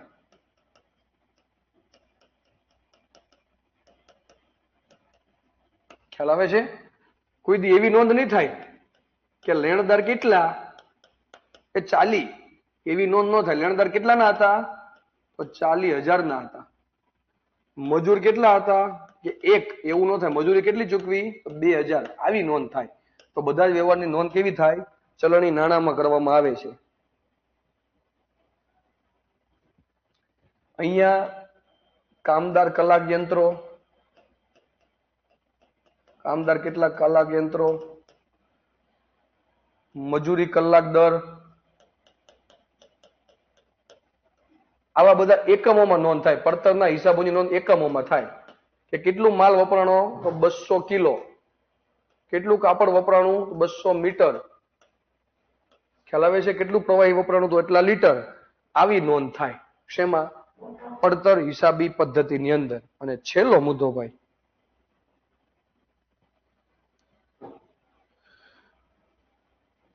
કે આમાં ખર્ચ યોગ્ય છે કે વાજબી છે? મતલબમાં અહીંયા જે ખર્ચ કરવામાં આવે છે એ ખરેખર યોગ્ય છે, વ્યાજબી છે? એનું વિશ્લેષણ કરવામાં આવતું નથી. એનું વિશ્લેષણ ક્યારે કરવામાં આવતું નથી. કહેવાનો મતલબ પૃથક્કરણ કરવામાં આવતું નથી કે કદાચ જિંદગીમાં આ કર્યું હોત તો આમ થઈ જાત, અહીંયા આમ કર્યું હોત તો અહીંયા થઈ જાત. એટલું યાદ રાખો. તમે બધા ચિંતા માતા વચ્ચે હમણાં સાહેબ શું થશે, આ છે તે છે, મેં તમને વચ્ચે સમજાવ્યું. તમે કે મોટિવેશન મળી ગયું. 24 કલાકમાં મોટિવેશન વહી ન જવું જોઈએ ભાઈ. તમને એક દેશી લોજિક કીધું હતું કે અમુક ઉંમરે આપણી પાસે વાપરવા માટે પૈસા ન હોય, અમુક ઉંમરે આપણી પાસે સાળ સંભાળ લેવા માટે કોઈ વાઈફ ન હોય, ગર્લફ્રેન્ડ ન હોય, ઘરવાળી ન હોય, લગ્ન ન થયા હોય, તો સૌથી દુનિયાનું મોટું મોટિવેશન છે. અને હજી 11 નંબરની બસ ખાલી 2 પગે હાલીને જવું પડતું હોય, બાઈક કઈ ન હોય આપણી પાસે, તો એના હાટું ભણો. સારું ઘર બનો એના માટે ભણો. સમાજમાં નામ બને એના માટે ભણો, કાંઈક તમારી પાસે હોવું જોઈએ. બાકી બીજા બધાને વિડીયો યુટ્યુબમાં જોઈને તમે મોટિવેશન આવે નહીં.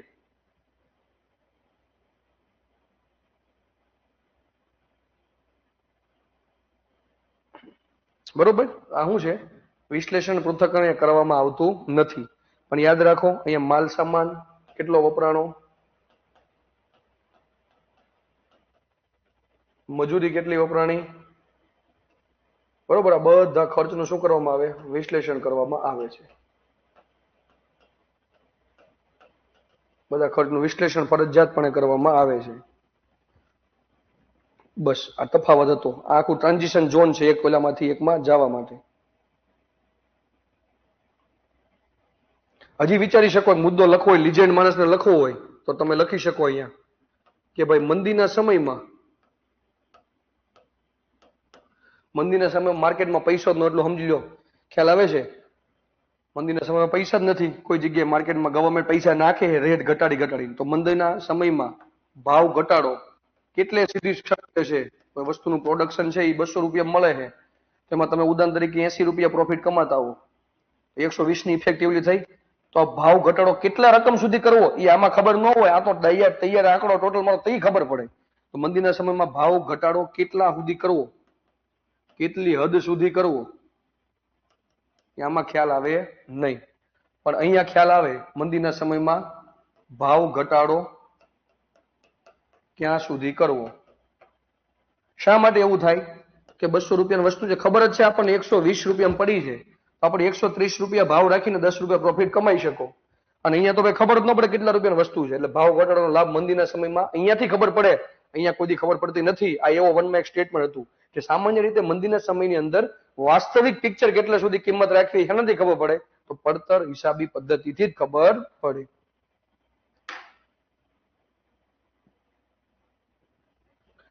હલો ભાઈ, તફાવત પૂરો ડન છે. અહીંયા સુધી સિલેબસ પ્રમાણે આગળ જઈએ છીએ આપણે. આપણી સ્ટ્રેટેજી છે આ ઓનલાઈન જે જોશે એને કહી દઉં કે આપણે સિલેબસનું પૂઠું લઈએ છીએ. જે આપણે સિલેબસમાં જે લીટી છે એ ઉઠાવવાની, ટીક કરવાની, આગળ વધવાનું, ટીક કરવાની, આગળ વધવાની, ટીક કરવાની, આગળ વધવાની. આ રીતે સિલેબસ અમે 6 સબ્જેક્ટ પૂરા કર્યા છે.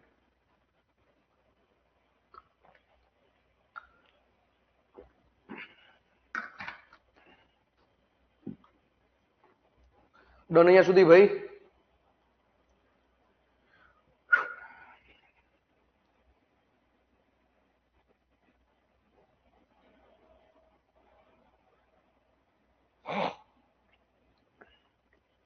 બહુ સારી રીતે ખબર પડી ગઈ. વાંચવાનું નથી, આજ જોવાનું છે આપણે. ખ્યાલ આવે છે દેવાંગભાઈ?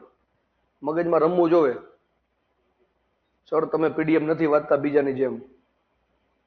આપણે પીડીએફ વાંચવાની નહીં ભાઈ. પીડીએફ શું કામ વાંચવી આપણે? અને આ મેં એટલે અલગ સબ્જેક્ટ લીધો. ડેમોમાં જે જોશે એ નાણાકીય હિસાબી પદ્ધતિ તમારે સમજવી એ મેં એમાં સમજાવેલી છે. ઓડિટિંગ એ મેં સમજાવેલું છે. દાખલા સમજાવે. તમારે 4 સબ્જેક્ટ ખબર પડી જાય. ખ્યાલ આવે છે? પડતર આગળ આવી ગયું છે ભાઈ. કપિલભાઈ થોડું વિડીયો જોઈને જોઈ લેજો ભાઈ, વચ્ચેથી બહુ ક્લીન છે, મસ્ત રીતે સમજાઈ જાય છે. જલસો છે, જલસો જ કરવાનો છે ભાઈ.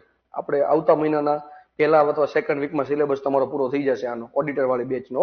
તમારી પાસે 1.5 મહિનો વાંચવા માટે મળશે. પછી મેં તમને કીધું કે હું તમને અત્યાર સુધીમાં જેટલા હું બનાવડાવું છું, કે અત્યાર સુધીમાં જેટલા એકાઉન્ટ ઓફિસરના ક્લાસ 1 ને ક્લાસ 2 ના સવાલ પૂછ્યા કે જે આ સિલેબસમાં કોમન હોય, તો પેપર સેટર તો ક્યાંક ને ક્યાંક કાઢતા હશે સોર્સિસથી, તો એ સાઈડનું ખૂણા ખાચરાનું પૂછે છે, એનું એક આખું ગ્રાફ્ટિંગ બનાવું છું. એટલે એ બને મળશે તો એને કમ્બાઈન લેક્ચર આપણે લાવશું કે આપણે કચરો ભણવાનો બધો એમાંથી કે બાકી ન રહી જાય. એ કચરામાં શું ફાયદો થાય ખબર છે તમને? ડાયરેક્ટ આન્સર ન હોય કાંઈ નહીં, પણ તમને એટલું ખબર પડે મલ્ટી ઓપ્શનમાં કે આ તો નથી દાવતો, આમાં છે. ખ્યાલ આવે છે? અને આપણે મટીરિયલ તો તમે જોવો જ છો કેવું બને છે રોજ ને કેવું લખાય છે. એ આપણી રીતે આગળ વધતા જશું. બરોબર. પડતર હિસાબી પદ્ધતિના ફાયદા.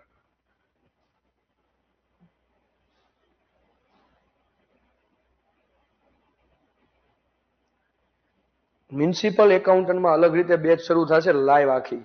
ઓડિટર વાળી બેચ ને પતી ગયું છે એમાંય શરૂ થશે ફરીવાર. હું પાછો લાઈવ ભણાવીશ એમાં. હો, કોઈ ચિંતા નથી ભાઈ. બાય પહેલેથી કીધું એમાં રેકોર્ડેડ નહીં મળે તમને, લાઈવ મળશે. એમાં લાઈવ લેક્ચર મળવાના છે તમને. હું પાછો ભણાવીશ એમાં. પડતર હિસાબી પદ્ધતિના ફાયદા લખો ભાઈ. પડતર હિસાબી પદ્ધતિના ફાયદા. હવે ફાયદા તમે મોઢામાં આપણે એટલું સમજી ગયા ભાઈ, મોઢામાંથી બોલવા મળશો પોતપોતાની રીતે મગજની અંદર. પડતર હિસાબી પદ્ધતિના ફાયદા. પડતર હિસાબી પદ્ધતિના ફાયદા.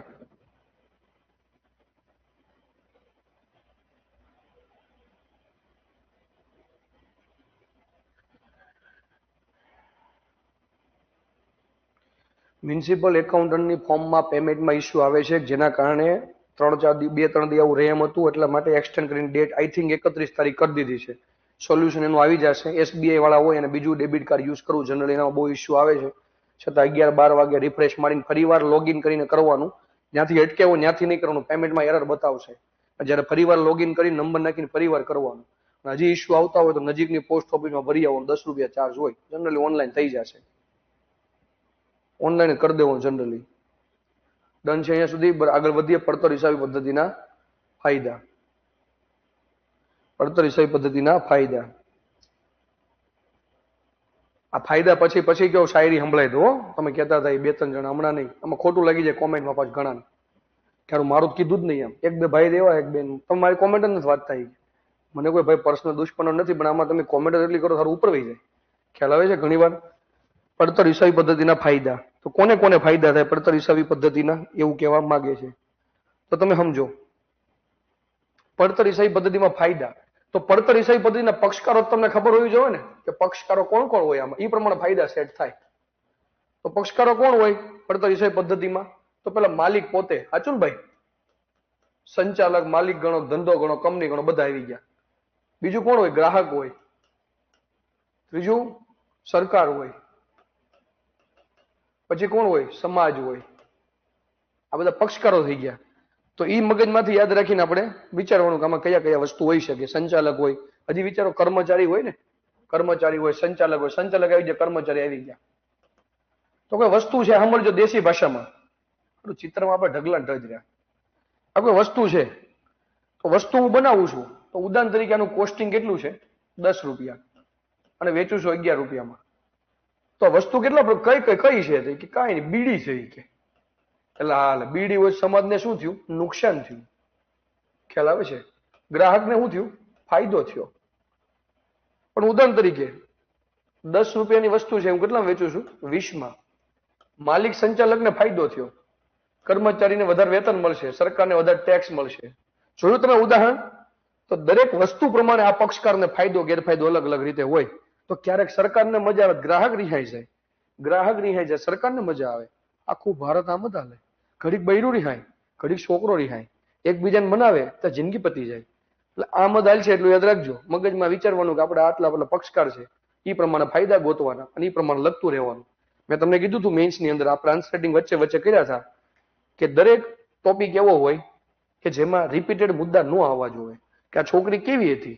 કે બહુ રૂપાળી હતી, બહુ ધોળી હતી, ઓછી કાળી હતી, નમણી હતી. તો એનું એ વસ્તુ જ થાય 5 મુદ્દામાં. એવું ન આવવું જોઈએ. દરેક ટોપિકની અંદર મુદ્દો તમારે ફરજિયાત બદલાઈ જવો જોઈએ. તો એનો મતલબ એવો છે કે તમે એવી રીતે પડતર હિસાબી પદ્ધતિ રાખો કે આ બધાનું હિત જળવાઈ રહે, બધાને નફો થાય અને કોઈને નુકસાન ન થાય, અને થાય તો ઓછું થાય. તો આ બધા પડતર હિસાબી પદ્ધતિના ફાયદા છે. તો પડતર હિસાબી પદ્ધતિના ફાયદા શું છે? તો સૌથી પહેલું ફાયદો એ છે કે એકમ દીઠ પડતર નક્કી કરવા માટે. શું છે ભાઈ? લખતા રહેજો. એકમ દીઠ પડતર નક્કી કરવા માટે. આમાં આવા લખવાનું ન હોય તમારે. પડતર દીઠ આ પૂછ્યું હતું ગયા વખતે, નીચેનામાંથી કયો પડતર હિસાબી પદ્ધતિનો ફાયદો નથી, એવું લખ્યું. તો એકમ દીઠ પડતર નક્કી કરવા માટે. એકમ દીઠ પડતર નક્કી કરવા માટે આનો ફાયદો છે. એકમ દીઠ પડતર નક્કી કરવા માટે થાય. તમને ખબર હોય? ખબર હોય તો કે હું ભાઈ બિસ્કિટનું ઉત્પાદન કરું, ખબર પડે કોસ્ટિંગ કેટલું, પ્લાસ્ટિકની બોટલનું કેટલું, પાણીનું કેટલું, પાણીની બોટલનું કેટલું, પછી પેનનું કેટલું. આપણે એવું પૂછે છે ને, સાંભળજો દેશી ભાષામાં સમજજો. ભાઈ ₹200 ડીશ છે, એ કે જમણવાર કરવો હોય કે 200 માણસનું ₹4 લાખ બિલ આવશે. ઓકે, ખ્યાલ. સોરી, ₹200 હે કે 10 ડીશ છે, એ કે 2000 કોસ્ટિંગ હે કે. તો આપણે પૂછીએ તારે કેટલામાં કોસ્ટિંગ પડે છે? 180 માં, ₹20 પ્રોફિટ છે મારો. બસ એકમ દીઠ પડતર નક્કી કરી શકાય. બીજું વિચારો, વેચાણ કિંમત નક્કી કરવા માટે પડતર. આ બધું હમણાં ભણી ગયા આપણે, ઈ જ છે. હવે આમાં સ્પીડમાં જ જાય, હવે તમને ચિંતા ન રહે. વેચાણ કિંમત નક્કી કરવા માટે આ પડતરના ફાયદા છે. વેચાણ કિંમત નક્કી કરવા માટે વેચાણ કિંમત નક્કી કરી શકો આનાથી. તમે ખ્યાલ આવે છે કે ભાઈ કેટલી વેચાણ કિંમત રાખવી ધંધાની અંદર?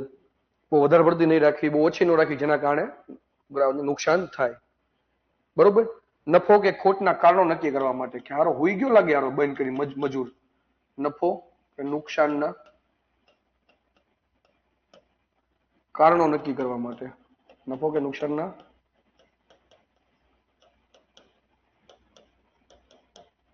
કારણો નક્કી કરવા માટે. સાચું, બધા આગળ આગળ લખવા મળ્યા. માલમાં ઘટ કે બગાડ અટકાવવા માટે. એનો મતલબ એવો છે બગાડની માહિતી જાણવા માટે. હર્ષિતાબેન, બગાડની માહિતી જાણવા માટે. બગાડની માહિતી જાણવા માટે. કેટલો બગાડ થયો. પછી કોક ફર્નિચર નું કામ કરતો હોય ને શેઠિયો સામે નો બેહે, ઓલું લાકડાનો સોળ ઘઉંતો કેચ કરવા માટે કે ભૂકો બગડે ધીમે કરી એમ નો હાલે. એ કેવો કહેવાય? સામાન્ય બગાડ. એટલો તો થવાનો જ હોય.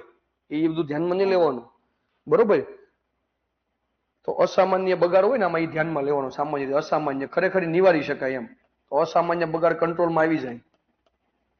તો અસામાન્ય બગાડનો મતલબ શું? કે કોઈ મજૂરને એમ કીધું છે કે તારે મજૂરી સવારમાં 8 થી સાંજે 4 વાગ્યા સુધી કરવાની છે. તો એ માણસ આવે 10 વાગે અને જાય 3 વાગે, તો અસામાન્ય બગાડ કહેવાય. આને વહેલા લાવો અને ટાઈમે મોકલો, જે અસામાન્ય બગાડ કહેવાય. તો એના માટે માહિતી તમને અહીંયા મળી શકે કે આ ભાઈ કેવી રીતે છે, બરોબર. બીજું, પડતરના હિસાબ પદ્ધતિના ફાયદા હું? સરખામણી કરવા માટે. શેના માટે? સરખામણી કરવા માટે. કેવી રીતે? તો પાછલા વર્ષના પડતરના હિસાબો, પાછળના વર્ષમાં અત્યારમાં શું વેરિએશન આવે છે, પાછળના વર્ષના પડતરના હિસાબો અને વર્તમાનના પડતરના હિસાબો બેની શું કરવામાં આવે? તુલના. અને તુલના કર્યા પછી કાંઈક ખામી દેખાય, જેને ખામીને કહેવાય વિચલન.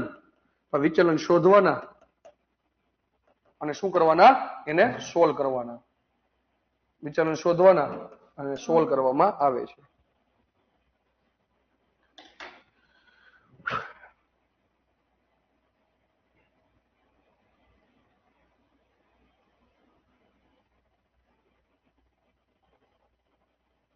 હજી ક્યાં કામ લાગે? માલ સામાન અંકુશ, માલ સામાનના અંકુશ માટે, અથવા માલ સામાનની બગાડને જાળવવા માટે, માલ સામાનના અંકુશ માટે.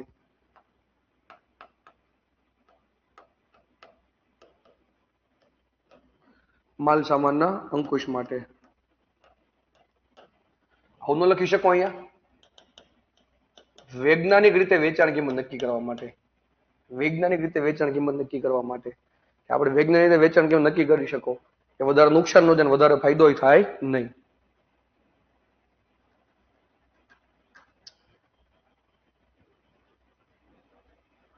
મંદીના સમયમાં કિંમત ઘટાડવા માટે. હમણાં ભણ્યા ને આપણે, મંદીના સમયમાં કિંમત ઘટાડવા માટે. મંદીના સમયમાં કિંમત ઘટાડવા માટે. મંદીના સમયમાં કિંમત ઘટાડવા માટે. કે મંદીના સમયમાં કેટલા સુધી કિંમત ઘટાડી શકશું જેનાથી આપણે વાંધો નહીં આવે? આ હેતુ અહીંયા. મંદીના સમયમાં કેટલા સમય સુધી કિંમત ઘટાડશું કે જ્યાં સુધી વાંધો નહીં આવે ત્યાં સુધી તમે ઘટાડી શકો. મંદીના સમયમાં કિંમતમાં ઘટાડા માટે થાય છે.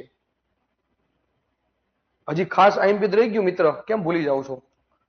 સંચાલક માટે ઉપયોગી. સંચાલક તો આપણા માય બાપ છે ને ભાઈ, જે છે એ બધું કરે છે. સંચાલકોને ખબર પડે કે આનું કામ આ રીતે બરોબર છે અને આ રીતે આનું હાલે છે.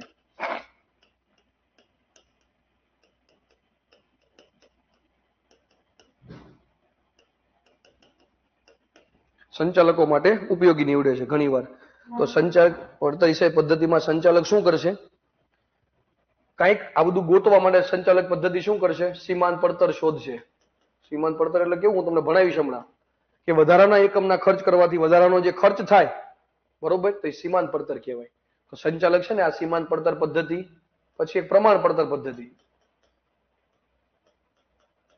આ બધાનો ઉપયોગ કરશે. પ્રમાણ પડતર પદ્ધતિ એટલે વૈજ્ઞાનિક રીતે વેચાણ કિંમત નક્કી કરવા માટેની પદ્ધતિ પ્રમાણ પડતર પદ્ધતિ કહેવાય.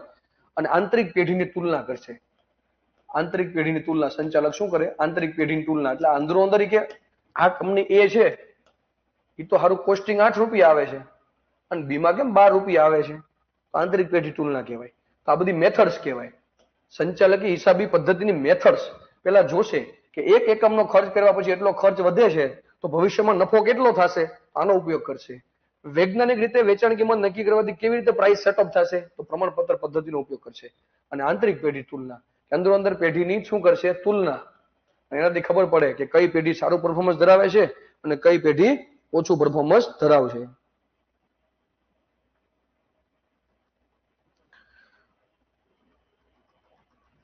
બીજે ક્યાં કામ લાગે? સંચાલકોને અંદાજપત્રો ઘડવા માટે. ક્યાં કામ લાગે?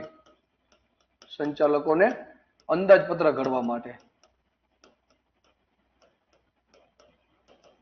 હજી ક્યાં કામ લાગે સંચાલકોને અંદાજપત્ર ઘડવા માટે? તો બરોબર છે, હજી ક્યાં કામ લાગશે ને ભાઈ? કઈ જગ્યાએ લાગે? પડતર અંકુશ દાખવવા માટે. પડતરનો અંકુશ દાખવવો હોય, પડતરમાં કેવી રીતે કંટ્રોલ કરી શકાય? તો પડતર અંકુશ દાખવવા માટે. દરેક મુદ્દો મેથ્સમાં યાદ આવવો જોઈએ તમને. તમે એટલું સમજો યાર લોજિકલી. પડતર અંકુશ દાખવવા માટે.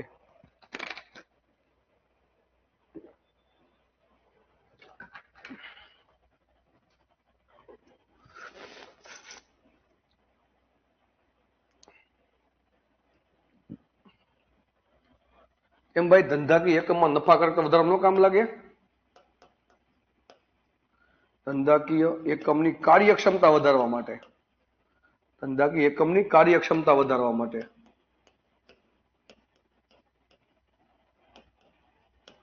ધંધાકીય એકમની નફાકારકતા વધારવા માટે. આનાથી વધારે મુદ્દા જ નથી ભાઈ. ડન. મગજમાં બેસી જવું જોવે હવે. કર્મચારી પર અંકુશ એ બધું ઇનડાયરેક્ટલી વસ્તુ છે. સંચાલકીય નીતિ મજબૂત થઈ ગયા. મુદ્દા આપવા મળ્યા તેમ બધા. મને લાગે પરીક્ષા પહેલા ઓડિટર ન થઈ જતા.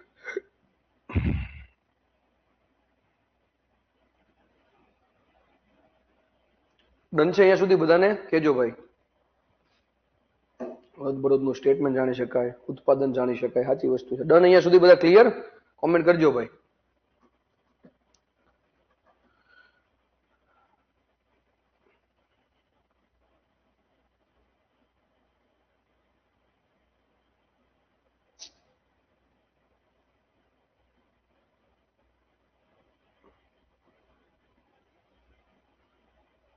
ઈઝી જ છે મિતભાઈ, કોઈ ચિંતા નથી ભાઈ. હો આવડી જાય.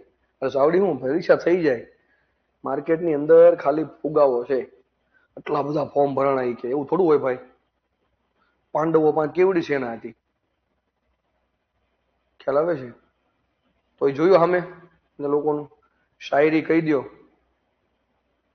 ભવ્ય છે. અત્યારે છેલ્લે કહું જીએસટી ની ફેકલ્ટી, હા જીએસટી ની ફેકલ્ટી નોટ અલગ આપશો, અલગ મળશે. ભાઈ જીએસટી નોટ કાલ જે ભણાવે એમાં અલગ તમને નોટ મળશે. ડન, જોરદાર. બોલો ગોહિલભાઈ અત્યારે કેવી છેલ્લે? લાસ્ટમાં કહેજો, લાસ્ટમાં કહી દઈએ. લખો પડતર હિસાબી પદ્ધતિની મર્યાદા. પડતર હિસાબી પદ્ધતિની મર્યાદા. આ કર્તવ્ય ભાઈ મોટિવેશનલ કહી દો, તમારા ઉપર કહી દો. તમારી જે જર્ની છે ને અત્યાર સુધી તૈયારી કરો છો તમે આ ક્યાંક ને ક્યાંક સાંભળ્યું હશે. આ તમે ક્યાંક ને ક્યાંક ગમે જગ્યાએ સાંભળ્યું છે, અનુભવ્યું હશે. આપણે એનું કહી દઈશું, બરોબર? લાસ્ટમાં કહી દઉં. લખી નાખો. માં બેન એમસીક્યુમાં નાના સમ આમાંથી ન આવે, સૂત્રો આવી શકે. અને આમાં કેવા સવાલ પૂછશે તમે સાંભળજો કે નીચેનામાંથી કયા પડતર પદ્ધતિના પ્રકાર છે, કયું પડતર પદ્ધતિના લક્ષણો છે, બરોબર? પછી આવા સ્ટેટમેન્ટ પૂછે છે, સાંભળજો કે નાણાકીય હિસાબી પદ્ધતિમાં દર વર્ષે બનાવવામાં આવે છે કે જ્યારે પડતર હિસાબ પદ્ધતિ દર વર્ષે બનાવવામાં આવતી નથી. આવા statement account officer class 2 class 1 માં હતા અને એના બેઝિક બેઝ કોન્સેપ્ટ પીએચ ની એક્ઝામમાં હતા, ઓડિટરમાં. તો નાના નાના વાક્યો આમાંથી ઉઠાવે છે. એટલા માટે મેં તમને આ ભણાવ્યું કે કન્સેપ્ચ્યુઅલ ક્લેરિટી જોવે તમારે બે ટોપિકમાં. કારણ કે સિલેબસમાં આપ્યો જ છે તો આપણે ભણવાનો જ છે ને, કોઈ મતલબ જ નથી બાકીનો. ખ્યાલ આવે છે? કન્સેપ્ચ્યુઅલ ક્લેરિટી તમને ખબર પડી કે આવી રીતે આમાં પડતર આવું બધું છે આમાં. એટલે કન્સેપ્ટ આપણને ખબર પડી જાય એટલે આપણને એક્ઝેક્ટ આઈડિયા કે આપણે ક્યાં ક્યાંથી શું ટર્ન લેવાનો છે. ખ્યાલ આવે છે? એટલે હવે લખો પડતર હિસાબી પદ્ધતિની મર્યાદાઓ. પડતર હિસાબી પદ્ધતિની મર્યાદાઓ. કેટલા બધા વખાણ તો સાહેબ કર્યા તમે ત્યાંના, મર્યાદા શું છે ભાઈ આની? પડતર હિસાબી પદ્ધતિની મર્યાદાઓ. પડતર હિસાબી પદ્ધતિની મર્યાદાઓ.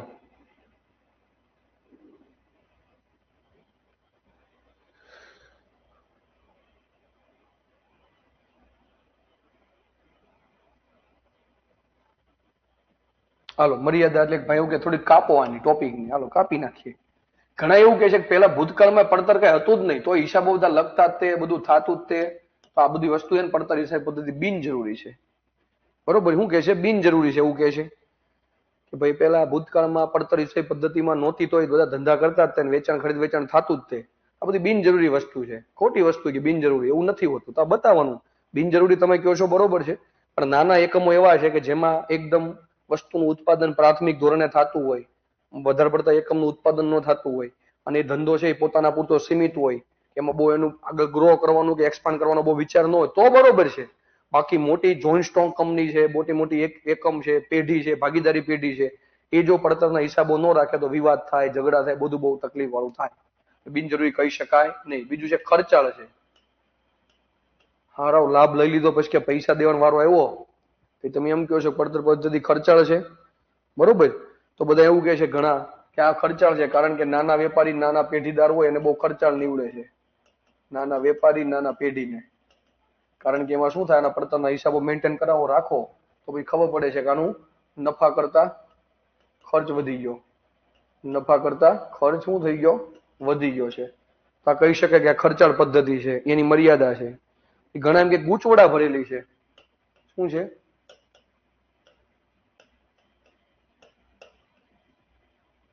ગૂંચવડા ભરેલી છે.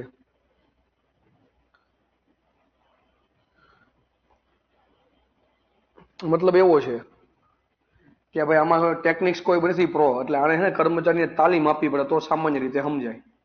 પડતર હિસાબી પદ્ધતિ દાખલ કરી હોય તો કર્મચારીને તાલીમ આપવી પડે. સામાન્ય વ્યક્તિ એટલું કોમ્પ્લિકેટેડ છે કે સામાન્ય વ્યક્તિ સમજી શકતા નથી. બધી અલગ અલગ પદ્ધતિ છે એટલે સામાન્ય વ્યક્તિ આ નથી સમજી શકતા. એટલે આ કેવી છે, ગૂંચવડા ભરેલી. આનું કોઈ યુનિક એવું ફોર્મ નથી, જટિલ ટાઈપ છે કે સીધું હોય તો ખબર છે કે વાંધો જ છે કે, પણ આ થોડુંક જટિલ ફોર્મ છે, ગૂંચવડા ભરેલી છે. પડતર અંગેનું જ્ઞાન હોય તો જ થાય, પડતર અંગેનું જ્ઞાન ન હોય તો કોઈને ખબર પડે નહીં. ઇજારાયુક્ત ઉદ્યોગ માટે બિનજરૂરી લખજો ભાઈ. ઇજારાયુક્ત ઉદ્યોગ માટે બિનજરૂરી. ઇજારાયુક્ત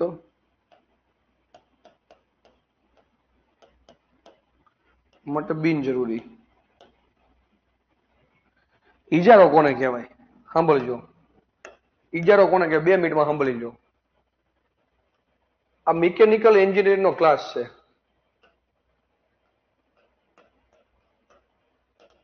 આ બે બહેનો બેઠી છે, નકરા છોકરા બેઠા છે. તમને અગાઉ મેં કીધું ચિત્ર આપણું બહુ ભયંકર છે, આપણે ચિત્ર દોડતા આવડતું નથી, બરોબર? તો ઉદાહરણ તરીકે ચાલુ લેક્ચરે અમને કીધું આ બેને મારે શું પીવું છે, પાણી પીવું છે. આ બેને એવું કીધું મારે ચોકોલેટ જોતી છે. આમાંથી દોડીને બધા એમ કે લે હું લઈ આવું. તું કેમ ગયો? તો મારે લેવા જવાનું હતું. તું કેમ ગયો? કે મને એ ગમે છે. એનો મતલબ શું છે? આનો ખૂબ ઈજારો છે. માર્કેટમાં શું છે? ઈજારો. શા માટે? કારણ કે એક જ વેચનાર છે, ખ્યાલ આવે છે? અને અસંખ્ય ખરીદનાર છે. ખરીદનાર એટલે પડ્યો બોલ ઝીલે છે એ સેન્સમાં, બરોબર? અસંખ્ય ખરીદનાર છે. કોઈ પણ વસ્તુનું એક જ વ્યક્તિ ઉત્પાદન કરતો હોય અને સામે વેચાણ મતલબમાં ખરીદનાર ઘણા બધા હોય તો પોતાનું એકલાનું હાકે જીઓ એ અત્યારે ન કહેવાય ભાઈ, ઈજારો ન કહેવાય. કારણ કે જીઓ પોતાની ક્વોલિટીના કારણે લોકો માર્કેટમાં આમ હાવ જમે, બાકી બધા લોકો ચાલે જ છે. આ રાજસ્થાનના રણમાં પાણીની બોટલ લઈને બેઠો હોય માણસને ઈજારો કહેવાય. તો એમાં કોઈ કરી નાખવાનું. આ બે બેન છે એનો જ ઈજારો માર્કેટમાં હાલે છે ક્લાસરૂમમાં. ખાલી આમ જોવે એટલે પંખો બંધ કરી દે, આમ જોવે લોકો એસી બંધ કરી દે. શા માટે? માર્કેટમાં બે બેન જ છે. તો આ લોકો શું કરે, છોકરાઓ કે ભાઈ આમાં કઈ ભવિષ્યની અંદર ડ્રોઈંગ દોરાવાનું થાય, ડ્રોઈંગ નવરાત્રીમાં ભેગા લઈ જવાનું થાય તો આ બે બેનો મારે સાચવવી પડશે લેડીઝને, એટલા માટે ઈજારો છે એવું સમજી લો, બરોબર? એટલે યાદ રાખો, જયારે એક જ વેચનાર હોય અને અસંખ્ય ખરીદનાર હોય, વળી ગ્રાહકો હોય એ બધા એક સાથે જોડાયેલા ન હોય યુનિટી રીતે, નથી જ ખરીદવું આપણે એમનું, એમ ન હોય. તમે અહીંયા એમ કે 20 રૂપિયા દીધી પાણીની બોટલ રાજસ્થાનના રણમાં, તો કે હાલભાઈ 80 માં લીધી, બોલો કે 100 માં લીધી મેં. એમ કરતા કરતા શું છે, આ લોકો ગ્રાહક છે એના વચ્ચે એકબીજાના વચ્ચે સંપ નથી, ખ્યાલ આવે છે? એટલે અલગ અલગ રીતે શું કહેવાય, આખી મોનોપોલી ધરાવતા હોય. અસંખ્ય ખરીદનાર હોય અને વેચનાર કોણ હોય? એક જ હોય, ઇજારા કહેવાય. તો એનું ક્યાં કોઈ કરી નાખવાનું છે? એ તો માલિક વેચાણ કરતા નફા કરતા પૈસા ઈ જ મળે. એટલા માટે ઇજારાયુક્ત જેવી હરીફાઈ હોય એમાં કોઈ પણ પ્રકારના ઉદ્યોગમાં હરીફાઈ રહેતી નથી. તો ઇજારાયુક્ત જેવી બાબતમાં શું છે? બિનજરૂરી બાબત છે. કેવી છે? બિનજરૂરી. આની મર્યાદા છે. આમાં તમે કે પડતરના હિસાબ કરીને હું ખર્ચા કરો છો? ઓલરેડી છે દી કે હું કહેવાનો મતલબ ધોળી બહુ રૂપાળી છોકરીને બોરો પ્લસ ની શું વેલ્યુ? અમારી જેવો કાળા ડામર જેવો એને ખબર પડે બોરો પ્લસ શું કહેવાય, બાકી એને કઈ મતલબ જ નથી કોઈ. લખો ખોટી રીતે ઉપયોગ થાય છે ઘણીવાર, ખોટી રીતે ઉપયોગ થાય છે પડતરના. એક મર્યાદા છે કે પડતર હિસાબ પદ્ધતિનો ઘણીવાર ખોટી રીતે ઉપયોગ થાય છે.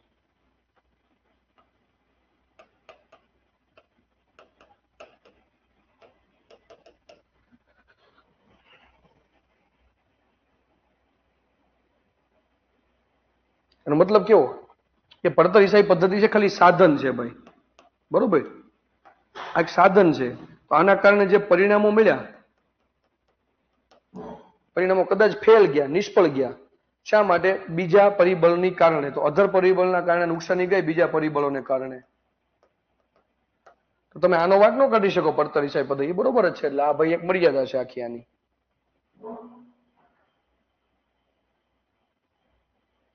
ડન છે અહીંયા સુધી? ક્લિયર બધાને? બોલજો ભાઈ.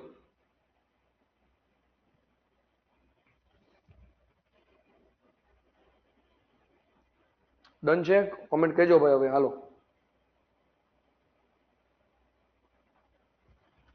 આગળ વધીએ ધીરે ધીરે. Okay, done done done. Comment આવે તરત હો ભાઈ.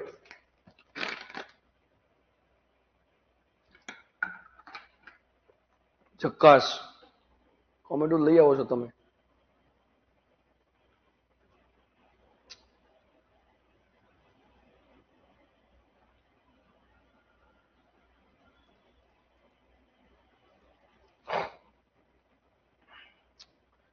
આપણે જયારે બેચ આ લોકો યુટ્યુબમાં અપલોડ થાય વિડીયો, ત્યારે રિવ્યુ મૂકજો, એમાં લખજો કોમેન્ટમાં. ખ્યાલ આવે છે? જોવે બધા, જોવે કેવું બેચ તમારી હાલે છે, કેવું ભણાય બધા લોકોને ખ્યાલ આવે. માર્કેટમાં આવી બેચે હોય કાક, ખ્યાલ આવે છે? એટલે એક્ઝિસ્ટિંગ સ્ટુડન્ટ છે, જાજો તમારે ટાઈમ મળે, ઈચ્છા હોય તો કોમેન્ટ લખવા. પબ્લિક જોવે ને આવી રીતે બેચ ભણે ટેકનિકલની. આમાં ટોરેન્ટની મોનોપોલી છે એવું કહી શકાય? ટોરેન્ટની નથી, કારણ કે પાવર ડિસ્ટ્રીબ્યુટર છે બીજા, બરોબર, એ તો ભાઈ આપે જ છે ને. મોનોપોલીમાં બીજા કંપની, તમે માનો PGVCL, UGVCL, MGVCL બધા આપે જ છે. ગવર્મેન્ટ આપે છે. પ્રધાનમંત્રી જ્યોતિગ્રામ યોજના હતી, વિચાર ન કહેવાય. ચક્કાજામ થાય જવા, ચક્કાજામ થઈ જવાનું છે, બસ કરી જ દેવાનું છે.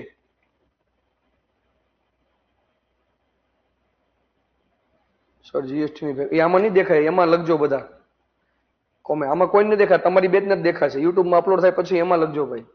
લખે 4 44 ના 66 થઈ જાય મિતભાઈ, એમાં લખજો. જે રિવ્યુ લખો હોય તમારે અપલોડ થઈ જાય વિડીયો પછી એના કોમેન્ટ સેક્શનમાં એ સેવ રહેશે. આમાં અત્યારે નહીં રહે, નહીં દેખાય. હા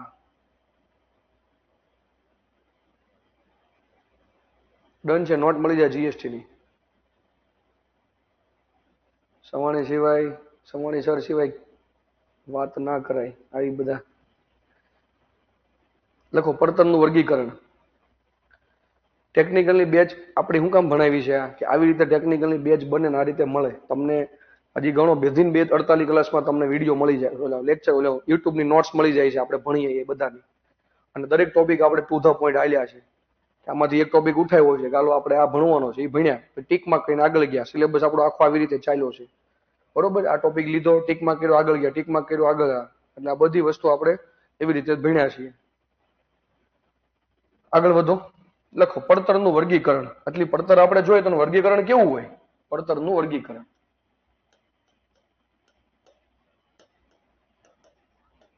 કારણ કે થશે એવું, એટલે તમને એનું કોમેન્ટનું કીધું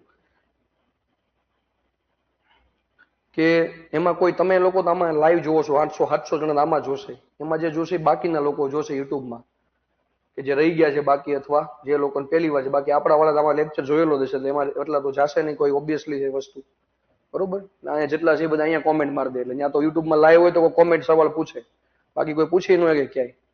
એના બધી ખ્યાલ આવે કોમેન્ટ બધી, મારે તમને આન્સર આપવો હોય તો. આમાં લખો. પડતરનું વર્ગીકરણ કેવી રીતે છે? આવશે ઇકોનોમીમાં હો ભાઈ, ગરવાબેન. પડતરનું વર્ગીકરણ લખો. પડતરનું વર્ગીકરણ. Classification of costing. Classification of costing. Janilbhai કે જનીલબેન ના હો, તમારે નહીં.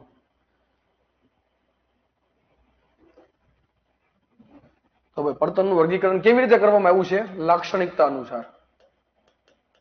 પડતરનું વર્ગીકરણ લાક્ષણિકતા અનુસાર જુદા જુદા વર્ગોમાં મૂકવામાં આવ્યા છે. લાક્ષણિકતા અનુસાર જુદા જુદા વર્ગોમાં મૂકવામાં આવ્યા છે. કેવી રીતે? આપણું લાક્ષણિકતા શું છે? ઠીક, આ નકરો તોફાન કરે છે તો વાહે બેહારો, અને પાછળથી આગળ લઈ લો, પાછળથી આગળ લઈ લો. આ બહુ શાંત છે, એને કઈ કયો જ નહીં.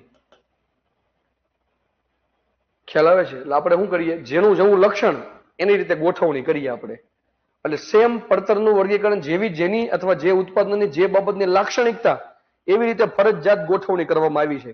એમાં અલગ અલગ સેક્શન પાડ્યા છે. એમાં પડતરનું જેવું નામ એવું કામ, અને જેવી તમારું લક્ષણ, જેવી તમારું લખણ, બરોબર, એવી રીતે આખું વર્ગ પાડવામાં આવ્યા છે. સૌથી પહેલું લખવાનું છે પડતરના તત્વો મુજબ. પડતરના તત્વો મુજબ વર્ગીકરણ. પડતરના તત્વો મુજબ વર્ગીકરણ. પડતરના તત્વો મુજબ વર્ગીકરણ.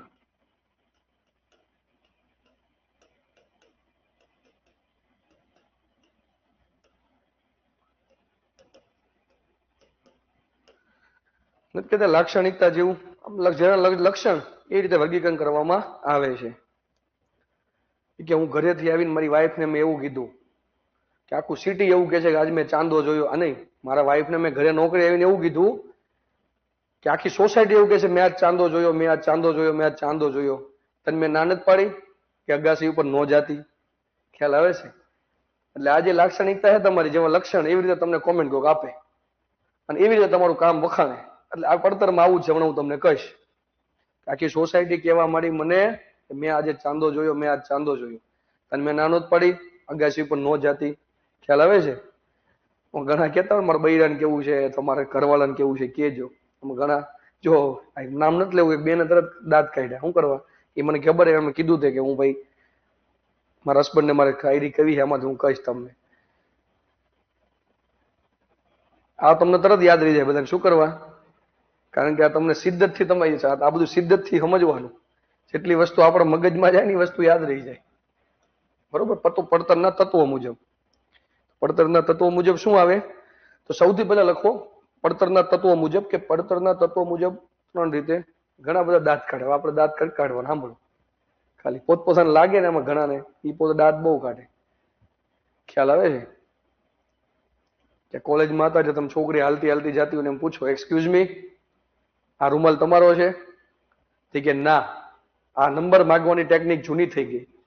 બીજી ટેકનિક શું હતી? એક્સક્યુઝ મી, તમારી પાસે કોસ્ટિંગની બુક છે ખરી? ઘ પાંચે મળી રહે છે જીઆઈ જાય લાઇબ્રેરી, ભારત લાઇબ્રેરી. આવું થતું ને. પણ જો કોઈક એવું કે એક્સક્યુઝ મી, આ રૂમાલ તમારો છે? હા, હવેથી આ રૂમાલ મારો જ છે. તો કાંઈક ફાયદો તમારો થાય. બાકી કઈ ફાયદો થાય નહીં. કપિલભાઈ પૂછે લાવ્યા લેક્ચરમાં આપણે રોજ લાવીએ છીએ 2-3 બાબત આવી. ખ્યાલ આવે છે? પડતરના તત્વો મુજબ. કોઈને કહેતા નહીં એવું એક્સક્યુઝ મી, આ રૂમાલ તમારો છે. ખ્યાલ આવે છે? બાકી અઘરું પડશે, વાહા પાડી નાખશે કોક લેવા દેવા કેટલા. પડતર કયા તત્વોની બનેલી છે? ખ્યાલ આવે છે? પડતરનું હવે દાંત નથી કાઢવાનો વૈયો બધા આયા. પડતરના તત્વો મુજબ વર્ગીકરણ. તો પડતર કયા તત્વોની બનેલી છે એના ઉપર વર્ગીકરણ કરવામાં આવે. પડતર કયા તત્વોની બનેલી છે? સમજો કેવી રીતે હોય. પડતર કયા તત્વોની બનેલી છે? તત્વો કોને કહેવાય? કે આ મેં શર્ટ બનાવ્યો, તો શર્ટમાં શું વપરાણું? કે માલ સામાન વપરાણો, માલ સામાન ગુડ્સ વપરાણો. બનાવ્યો કોણે? મજૂરે બનાવ્યો. ક્યાં બનાવ્યો? ઓફિસમાં. શું લાગ્યા? ખર્ચા. તો એવી રીતે આ પડતર 3 કયા તત્વોની બનેલી છે, બરોબર, એના ઉપરથી આપણે 3 ભાગમાં વેચી શકીએ.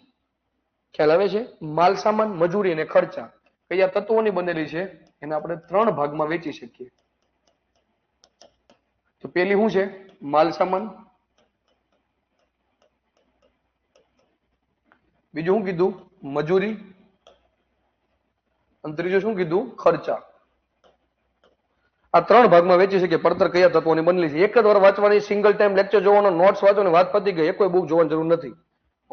કોઈ રિપીટ જરૂર નથી. 5-6 બુકમાંથી ભણાવું તમને તો સમજી લો. 4-5 બુકનું કન્ટેન્ટ હોય છે. સ્ટડી સાથે મોજ જ હોય સવાણી સાહેબ, હે ને?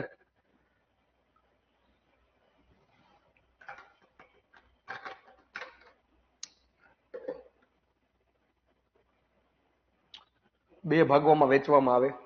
એક પરોક્ષ પડતર, આમાં આવશે પ્રત્યક્ષ માલ સામાન, પરોક્ષ માલ સામાન, પ્રત્યક્ષ મજૂરી, પરોક્ષ મજૂરી, ડાયરેક્ટ ખર્ચા, ઇનડાયરેક્ટ ખર્ચા. એ તો આવશે જ તે.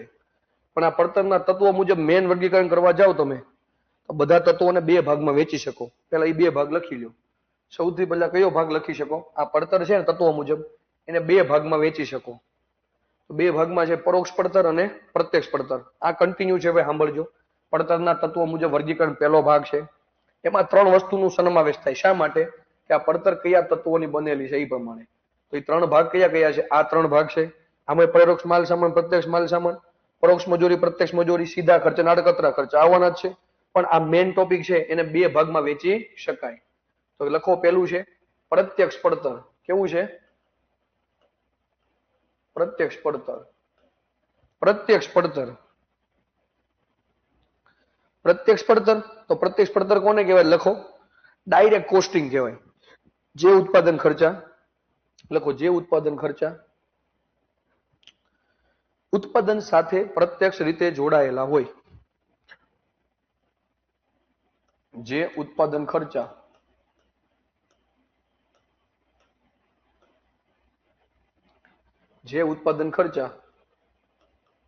ઉત્પાદન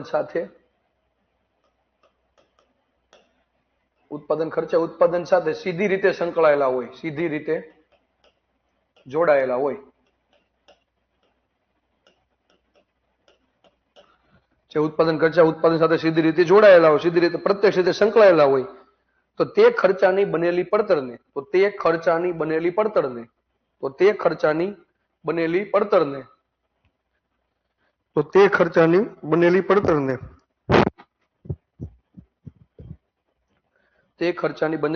પ્રત્યક્ષ પડતર પદ્ધતિ કહેવાય, સોરી પ્રત્યક્ષ પડતર કહેવામાં આવે છે.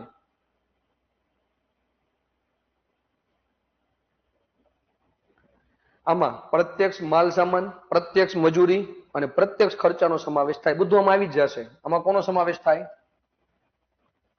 પ્રત્યક્ષ માલ સામાન, પ્રત્યક્ષ મજૂરી અને પ્રત્યક્ષ ખર્ચા. પ્રત્યક્ષ માલ સામાન, પ્રત્યક્ષ મજૂરી, પ્રત્યક્ષ ખર્ચાનો સમાવેશ થાય છે. ફર્નિચર માટે દેશી ભાષામાં આમ બધું આવી જ જશે. ફર્નિચર માટે વપરાયેલું લાકડું, લાકડું ક્યાં વપરાવાનું? ફર્નિચરમાં. દેખી રીતે જોઈ શકાય, અડી શકાય, સ્પર્શી શકાય, પ્રત્યક્ષ છે. પ્રત્યક્ષ માલ સામાન. ફર્નિચર બનાવવા માટે કોણે કામ કર્યું? આ મજૂરે. પ્રત્યક્ષ મજૂરી. ક્યાં કામ થયું? આ જગ્યાએ. કોનો ખર્ચો દીધો? માનો મજૂરીનો. પ્રત્યક્ષ ખર્ચા કહેવાય. લખો બીજું પરોક્ષ પડતર. આ પેલું હતું પ્રત્યક્ષ પડતર. લખો બીજું પરોક્ષ પડતર.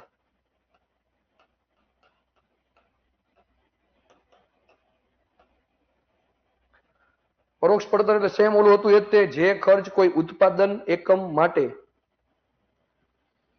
જે ખર્ચ કોઈ એક ઉત્પાદન એકમ માટે, જે ખર્ચ ઉભા તમને આળા ચડવા મળે, આખો દી ઉભું રહેવાનું ભાઈ. જે ખર્ચ કોઈ એક ઉત્પાદનના એકમ માટે, જે ખર્ચ કોઈ એક ઉત્પાદનના એકમ માટે કે પડતરના કેન્દ્ર માટે કરવામાં આવ્યા ન હોય, જે ખર્ચ કોઈ એક ઉત્પાદન એકમ માટે, કોઈ એક ઉત્પાદન એકમ માટે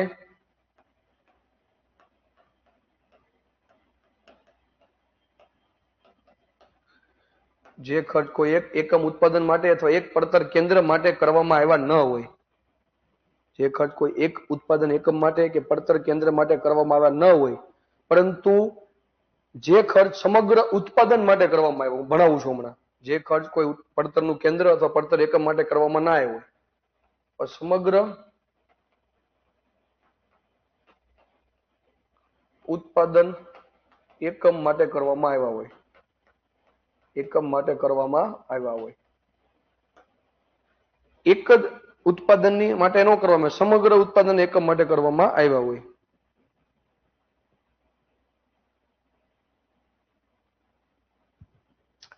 સિમ્પલ હમણાં બધું આવશે હો. આમાં કયા કયા? કારખાનાનું ભાડું, કારખાનાનું ભાડું આખા કારખાના માટે છે. નીચે ઉત્પાદન થાય છે, ખરીદી થાય, વેચાણ થાય, મજૂરી ચૂકવાય, આ નીચે કેટલી બધું કામ કરે છે, બરોબર. એટલે કારખાનાનું ભાડું પરોક્ષ પડતર કહેવાય. આખો ક્લાસ છે, બરોબર. મતલબ મશીન ચાલે છે તો એમાં સ્ક્રૂ હોય, ખીલી હોય, ગાભા, એ બધું આવશે સીધા ખર્ચામાં, આમાં નથી આવતું, બરોબર. પછી મેનેજરનો પગાર, તો મેનેજરને પગાર દો છો તો ખાલી એક મેનેજર આખી ઓફિસ સંભાળે છે, મેનેજરનો પગાર પરોક્ષ પડતર છે. આ સમગ્ર ઉત્પાદન માટે કરવામાં મેનેજરનો પગાર, કારણ કે આખું એકમ આનાથી ચાલે છે, એટલે પરોક્ષ પડતર કહેવાય. ખ્યાલ આવે છે? મેનેજરનો પગાર, પછી કારખાનાનું ભાડું, કારણ કે સમગ્ર ઉત્પાદન માટે કરવામાં આવે. ઓફિસનું લાઇટ બિલ છે તો લાઇટ બિલમાં એક સેટ એસીમાં બેસે છે, એક પંખામાં બેસે છે, એક પાણી પીવાનું લાઇટ બિલ આવે, બધું ભેગું એક જ ચૂકવી દેવામાં આવે. એટલે સમગ્ર ઉત્પાદન એકમ માટે હોય, એને શું કહેવાય? લાઇટ બિલનું ભાડું. આ બધી વસ્તુ પરોક્ષ પડતર કહેવાય. લાઇટ બિલનું ભાડું. સિમ્પલ સમજો સામાન્ય રીતે કે આ ક્લાસરૂમ છે, તમે ભણો 5 જણા કે 50 જણા ભણે, એસી લાઇટ બિલ ભરવાનું, મને પગાર મળવાનો ઉદાહરણ તરીકે, પાણી વપરાવાનું, પછી સાફ સફાઈ કરવા આવવાની, પરોક્ષ રીતે બધું કરવાનું જ છે, એ બધા પરોક્ષ પડતર કહેવાય. પણ 100 જણા બેહીને એક માણસ એટેન્ડન્સ લઈને આવે એટલે તને એને માટે સ્પેસિફિક પગાર દેવાનો, એ પ્રત્યક્ષ પડતર કહેવાય, કારણ કે પ્રત્યક્ષ મજૂરી કરે છે એમાં. ખ્યાલ આવે છે? ડન છે અહીંયા સુધી બધાને? કયો ડન છે?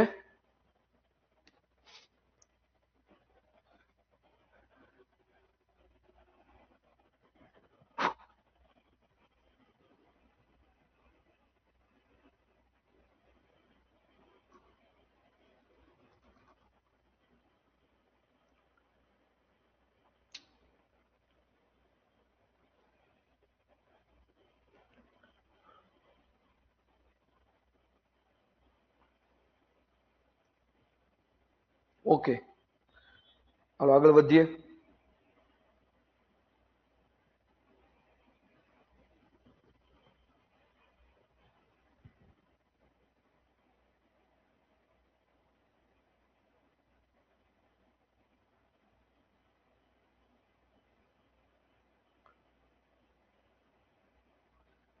ઇનડાયરેક્ટ, હો ભાઈ, ડાયરેક્ટ કોસ્ટિંગ, ઇનડાયરેક્ટ કોસ્ટિંગ.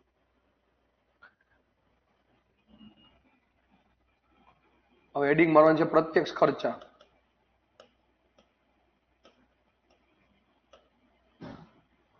પ્રત્યક્ષ ખર્ચા.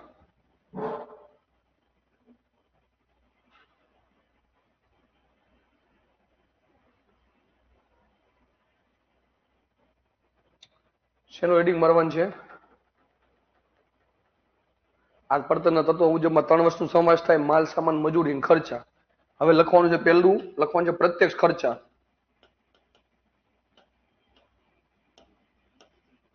તો પ્રત્યક્ષ રીતે ખર્ચો ક્યાં કરો? માલ સામાન પાછળ કરો, મજૂરી પાછળ કરો અને ખર્ચ કરો તમે. ઈ કહેવા માંગે છે.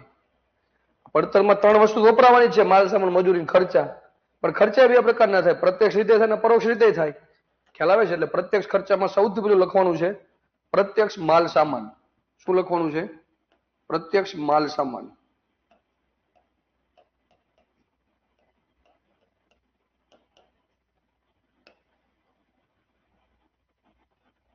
પ્રત્યક્ષ માલ સામાન તમને ખબર જ છે, વસ્તુ જેની બનેલી છે એ પ્રત્યક્ષ માલ સામાન છે.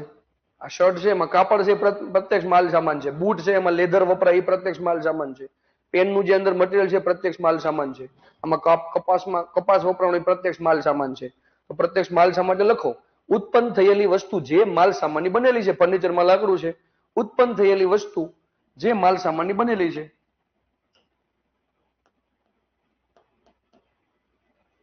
ઉત્પન્ન થયેલી વસ્તુ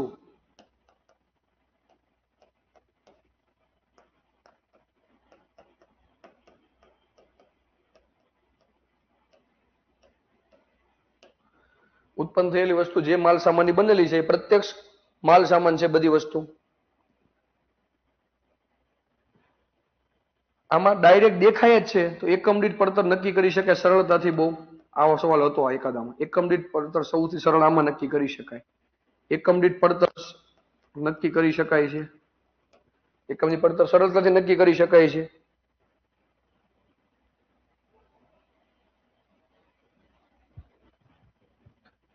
કાપડ બનાવવામાં સૂતર વપરાય, કપાસ વપરાય, ફર્નિચરમાં લાકડું વપરાય. આના ઉદાહરણ મેઇન્સનો આન્સર લખતી વખતે શરૂઆતમાં વ્યાખ્યા લખવાની અને નીચે મસ્ત રીતે આવા બાયફર્કેશન કરીને ઉદાહરણ આપવાના. મેં તમને કીધું છે, આપણે બધા જૂના લેક્ચરમાં આન્સર રાઇટિંગ કર્યા છે બધી વસ્તુના, બરોબર ને? આ દરેક મુદ્દા મગજમાં લાઈનમાં યાદ રહેવા જોઈએ. આ લગનમાં લાઈનમાં યાદ રહે પછી આપણે આન્સર સારી રીતે બનાવી શકીએ. ખ્યાલ આવે છે? એના વગર કોઈ પોસિબલ થતું નથી. આ છે પ્રત્યક્ષ માલ સામાન. બીજું લખો પ્રત્યક્ષ મજૂરી. પ્રત્યક્ષ મજૂરી પ્રત્યક્ષ માલ સામાન છે. બીજું છે પ્રત્યક્ષ મજૂરી.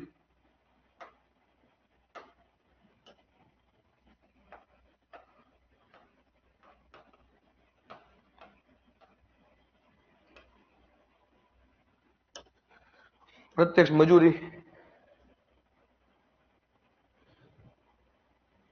વસ્તુના ઉત્પાદન માટે રોકાયેલ કામદારને ચૂકવેલી મજૂરી. શું હતું? વસ્તુના ઉત્પાદન માટે રોકાયેલ કામદારને ચૂકવેલ મજૂરી.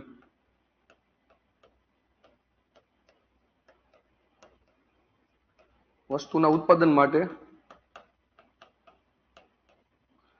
રોકાયેલ કામદારને ચૂકવેલ મજૂરી. તો દેખીતી રીતે ખબર જ છે તમને કે આ જે વસ્તુનું ઉત્પાદન થાય છે એમાં જ આ કામગાર રોકાયેલો છે અને એમાં જ આપણે પૈસા દેવાના છે, એટલે પ્રત્યક્ષ મજૂરી થઈ ગઈ. ખબર છે આ જ વસ્તુનું ઉત્પાદન થાય છે માલ સામાનનું, એમાં જ આપણે પૈસા દેવાના છે એટલે પ્રત્યક્ષ માલ સામાન ખબર પડે, એટલા માટે પ્રત્યક્ષ માલ સામાન અને પ્રત્યક્ષ મજૂરી. દિવાલ બનાવતો ચણતર કરતો હોય, દિવાલ બનાવે તો આપણે કોને પૈસા દો? કડિયાને. ખબર છે દિવાલ બનાવવાનું કામ કરે, પ્રત્યક્ષ મજૂરી જ છે ભાઈ. ખ્યાલ આવે છે? ફર્નિચર બનાવો તમે સુથારને દો, મિસ્ત્રીને દો, એ ભાઈ પ્રત્યક્ષ મજૂરી જ છે. બીજું કઈ વિચારવાનું ક્યાં આવે છે? આજુ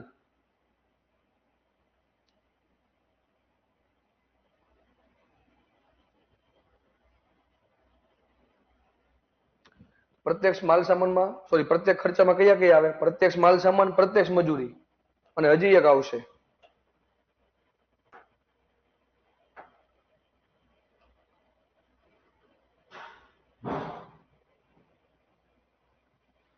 શું? સીધા ખર્ચા. ડાયરેક્ટ વધુ સીધું જ આવે, ડાયરેક્ટ જ આવે. જો ડાયરેક્ટ માલ સામાન, ડાયરેક્ટ મજૂરી, ડાયરેક્ટ લેબર, ડાયરેક્ટ ઇન્વેન્ટરી અને સીધા ખર્ચા. તો સીધા ખર્ચા કોને કહેવાય એવું કહેવા માંગે છે? તમને ખબર પડે જે આઈડેન્ટિફિકેશન કરી શકે કે આના માટે ખર્ચો થયો છે. પૈસા કોના માટે વાપર્યા? ગર્લફ્રેન્ડને વડાપાવ ખવડાવ્યું, રાત્રે મૂવી બતાવ્યું, પછી પોપકોર્ન લઈ લીધા 200 રૂપિયાના, અને હારા ખિસ્સામાં 200 રૂપિયા પડ્યા તઈ દે એમ કે મને ચીઝ વાળો પાપડ ખાવો, ચીઝ વાળા પોપકોર્ન જોવે. પૈસા કાઢવા ક્યાંથી? તો કોણ તમને ખર્ચો કરાવ્યો? સીધા ખર્ચા. તો સીધા ખર્ચામાં તમે લખી શકો ઉત્પાદનના અમુક એકમ માટે જે ખાસ કરવામાં આવે, ઉત્પાદનના એકમ માટે ખાસ કરવામાં આવે.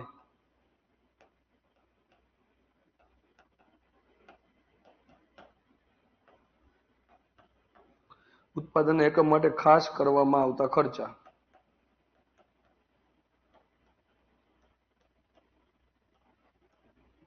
ઉત્પાદનના એકમો માટે ખાસ કરવામાં આવેલ ખર્ચ. સિમ્પલ વસ્તુ, માલ સોરી મકાન, કામ કરો ને પુલ રાખો ને, પુલ બનાવવાનો ખર્ચો હોય, કે મકાન રાખો, મકાન બનાવવાનો હોય, પુલ બનાવવાનો હોય, કોઈ મકાન બનાવવાનું હોય, તો કોન્ટ્રાક્ટર આના માટે શું લાવે? યંત્રો ઓજારો લાવે. આ સીધા ખર્ચા થઈ ગયા. શું થઈ ગયા?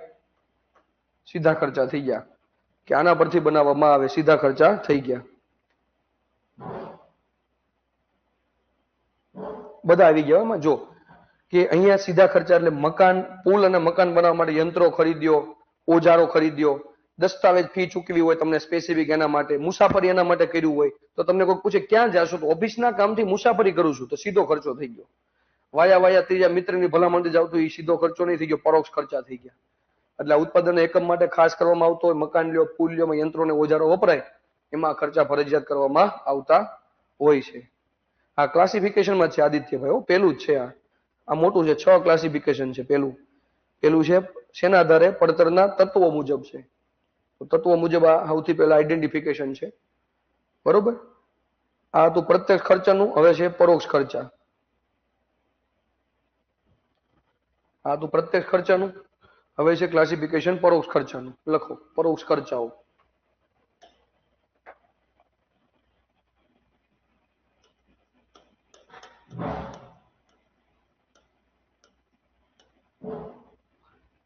સમજાણું તમને? અહીંયા શું હતું કે કોઈ પણ વસ્તુ છે પ્રત્યક્ષ રીતે રોકાયેલું છે, માલ સામાન રોકાયો છે, માણસ અહીંયા ઉભો થયો એટલે મજૂરી છે, અને આના માટે યંત્ર લાવવામાં આવ્યું એટલે સીધા ખર્ચા.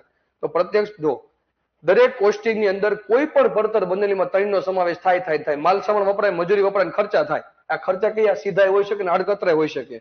એક સ્પેસિફિક માટે કરવામાં આવે સીધા ખર્ચા. તમારા ગર્લફ્રેન્ડ માટે ખર્ચો કરવામાં આવે સીધો ખર્ચો કહેવાય. 10 છોકરી હારી બેઠો એના માટે કરવો એ પરોક્ષ ખર્ચો કહેવાય. કે આને સાચવવા માટે 9 ને ખર્ચો કરવો પડ્યો એ પરોક્ષ ખર્ચા કહેવાય. તો જેમ પ્રત્યક્ષ ખર્ચામાં આમ પ્રત્યક્ષ માલ સામાન, પ્રત્યક્ષ મજૂરી, સીધા ખર્ચા સમાવેશ થાય, એમ પરોક્ષ ખર્ચામાં પણ શું સમાવેશ થાય? પરોક્ષ માલ સામાન, પરોક્ષ મજૂરી અને પરોક્ષ ખર્ચા પણ સમાવેશ થાય. પણ આ પડતર કેટલા તત્વોની બનેલી હશે? માલ સામાન, મજૂરી અને ખર્ચાની.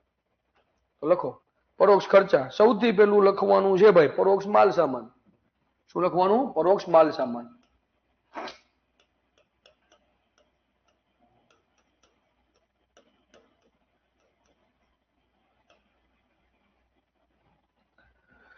ઓલું ડાયરેક્ટ ઓળખી શકાતું આ ઓળખી શકાશે જ નહીં ભાઈ. લખો જે માલ સામાન અંગેનો કોઈ ખર્ચ, જે માલ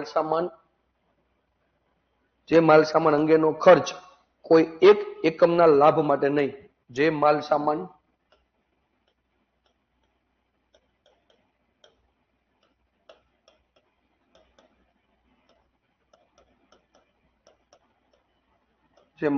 માટેનો ખર્ચ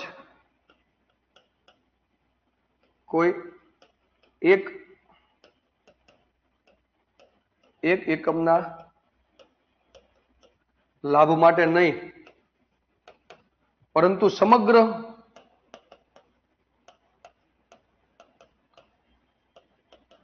એકમ કે ધંધા માટે કરવામાં આવતો હોય, સમગ્ર ઉત્પાદન માટે કરવામાં આવતો હોય, જેને પરોક્ષ મજૂરી કહેવાય, પરોક્ષ માલ સામાન કહેવાય. એક એકમના લાભ માટે નહીં પણ સમગ્ર ધંધો અથવા સમગ્ર એકમ માટે કરવામાં આવતો એને શું કહેવાય? પરોક્ષ માલ સામાન કહેવામાં આવે છે. એક્ઝામ્પલ કયા કયા હવે ભાઈ આવશે પરોક્ષ માલ સામાનમાં? સ્ક્રૂ, ખીલી, ગ્રીસ, બધું આમાં આવે. બરોબર. શું લખ્યું ભાઈ? સ્ક્રૂ, ગ્રીસ, બધી વસ્તુ આમાં આવે. ખીલી, તેલ, ઓઇલ બધા આખા બધી જગ્યાએ વપરાય બધા માટે. બીજું છે પરોક્ષ મજૂરી. શું છે? પરોક્ષ મજૂરી.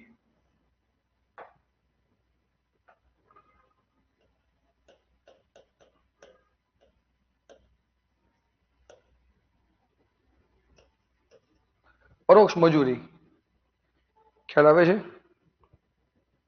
જે મજૂરી અંગેનો ખર્ચ કોઈ વ્યક્તિગત ઉત્પાદનમાં નહીં. કોઈ મજૂરી છે તો જે મજૂરીનો ખર્ચ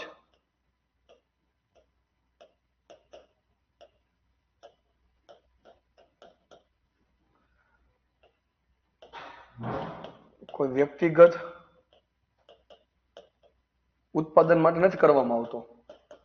વ્યક્તિગત ઉત્પાદન માટે જે મજૂરીનો ખર્ચ કોઈ વ્યક્તિગત ઉત્પાદનમાં નહીં પરંતુ સમગ્ર ઉત્પાદન માટે કરવામાં આવતો હોય. સમગ્ર ઉત્પાદનનો લાભ મળે આને. આનો લાભ સમગ્ર ઉત્પાદનને મળે.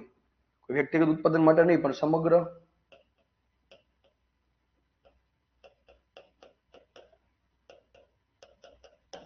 ઉત્પાદન માટે કરવામાં આવતો હોય. આપણે ભણી ગયા છીએ હમણાં. એક્ઝામ્પલ છે મેનેજરનો પગાર. એ નીચે આખું ગામ કામ કરે છે, એને પગાર ચૂક્યો એટલે આવી ગયું. ઓફિસનું ભાડું, ઓફિસનું ભાડું એમાં જ આવે.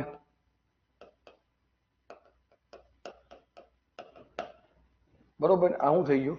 પરોક્ષ મજૂરી થઈ ગઈ. પછી પરોક્ષ ખર્ચા લખો ભાઈ. પરોક્ષ ખર્ચા, અન્ય પરોક્ષ ખર્ચા.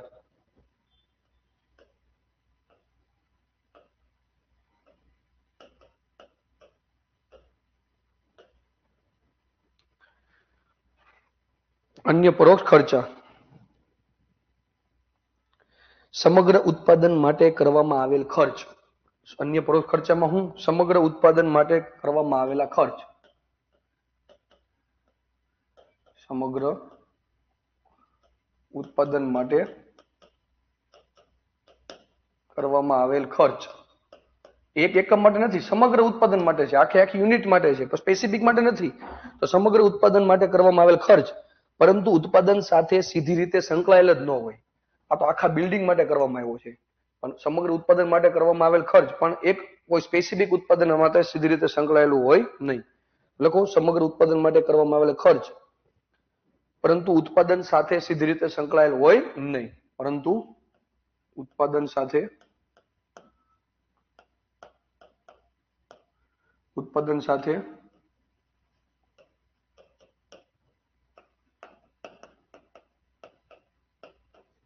સીધી રીતે સંકળાયેલ હોય નહીં. આખા ધંધા માટે જ કરવામાં આવે છે, ઉત્પાદન સાથે સીધી રીતે સંકળાયેલું હોતું નથી.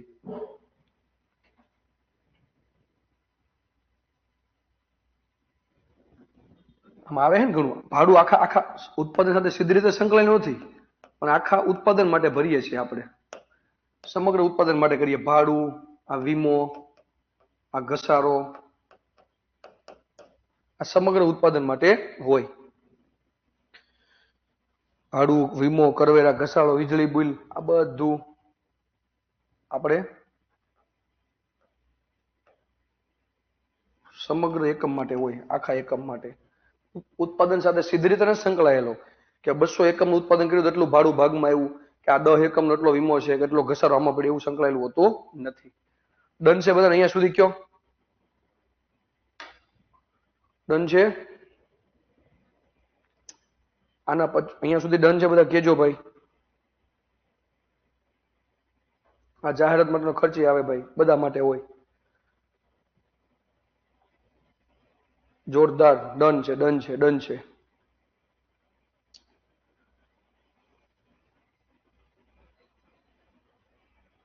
જો જે લોકો અહીંયાથી હવે વિડીયો 2-5 મિનિટ કહી દઉં, આગળનો નવો ટોપિક આગળ સાંભળજો બધા. શાયરી કહેવાનું બાકી છે, સાંભળજો, કારણ જોવાનું બાકી છે.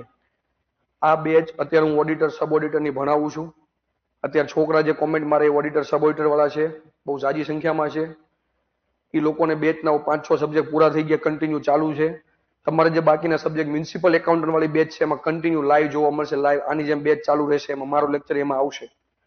ખ્યાલ આવે છે? કારણ કે ઓલરેડી આમાં ચલાવાઈ ગયા છે. એમાં લાઈવ જોવા મળશે, રેકોર્ડેડ તમને નહીં મળે, લાઈવ મળશે. ખ્યાલ આવે છે? બીજી વસ્તુ, તમને આ લેક્ચર જોયા પછી ડેમો મળશે, મતલબ ડેમો યુટ્યુબમાં આવશે. એટલે તમે એમાં કદાચ હું સામે લાઈવ નહીં હોઉં, હું ખાલી મારી રીતે અહીંયાનું અપલોડ તમને એમાં થશે યુટ્યુબમાં. ખ્યાલ આવે છે? અચ્છા, યુટ્યુબમાં મૂકવો હોય તો તમારો ઇન્ટ્રો તો આપી દો યુટ્યુબમાં. હવે ઇન્ટ્રો તો જોઈ લેશે. હવે ઇન્ટ્રો શું, મેં એટલે ક્યાંય બોલતો આપણે ક્યાં વાત કરી? મેં તમને મારા લેક્ચરમાં મારી વાતો કોઈ દી નથી કરી. પૂછો ને અમુક વસ્તુ હું કહું છું. ખ્યાલ આવે છે? ઇન્ટ્રો આપી દો, વાંધો નહીં. ભાઈ મારું નામ આશીષ સવાણી છે, બરોબર. અને મેં એકાઉન્ટ ઓફિસરના ક્લાસ 1, 2 ના બધા થઈને મેં 5 ઇન્ટરવ્યુ આપ્યા છે. અને ગઈ એવો ટુમાં હું 5 કે 0.5 રહી ગયો હતો. અત્યારે હું ગઈ પરીક્ષામાં ઓડિટર છું. ખ્યાલ આવે છે? શું છે ઓડિટર છું? તમે જે પરીક્ષા આપો છો એ ઓડિટરની મેં ગયા વખતે પાસ કરી છે, ઓડિટર છું અત્યારે. આ બેચ ઓડિટર વાળી સબ ઓડિટર વાળી ભણાવું છું. મ્યુનિસિપલ એકાઉન્ટન્ટ વાળા જનરલી જાણી આવે તે માર્કેટમાં બધાને ખબર જ હોય, તો કહી દઈએ. કારણ કે આપણે લેક્ચરમાં આપણી સ્ટોરી ક્યારેય કીધી જ નથી ક્યારેય. ચાલો હું મારું કહું તમને, આપણે તમારું ભણવાનું. સમય આપણે બગાડતા નથી, લેક્ચર કમ્પ્લીટ 0-0 બધા હાલતા હોય રેગ્યુલર. આ લોકો જોવે છે, ભણે છે, એને ખબર છે. હા, આમે કોમેન્ટ મારે 8-9 વર્ષનો એક્સપિરિયન્સ છે. આ 9 વર્ષથી ભણાવું છું ભાઈ. પીપીટી પીડીએફ વગેરે મોઢે ભણાવું. તમને પીપીટી પીડીએફ વાંચવાનો શોખ હોય મારી જોડે ટાઈપ કરો, હું બેહીને તમે વાંચજો, થોડું ઘણું સમજજો. અને સાથે સાથે શાયર પણ છો. ગજબ લઈ અર્જુનભાઈ કવાર, એવું છે? ખ્યાલ આવે છે? એટલે આ વસ્તુ હતી. એટલે જયારે એક્ઝામ નજીક આવે એટલે એક વસ્તુ યાદ રાખજો કે આપણે જે અહીંયા ભણ્યા છીએ, ખ્યાલ આવે છે, એ બધું ટુ ધ પોઈન્ટ સિલેબસ પ્રમાણે ચાલશે. જે ઓનલાઈન જોવો છો એમના માટે હજી કહું છું, ફિનાન્શિયલ એકાઉન્ટિંગનો પણ ડેમો છે, બરોબર.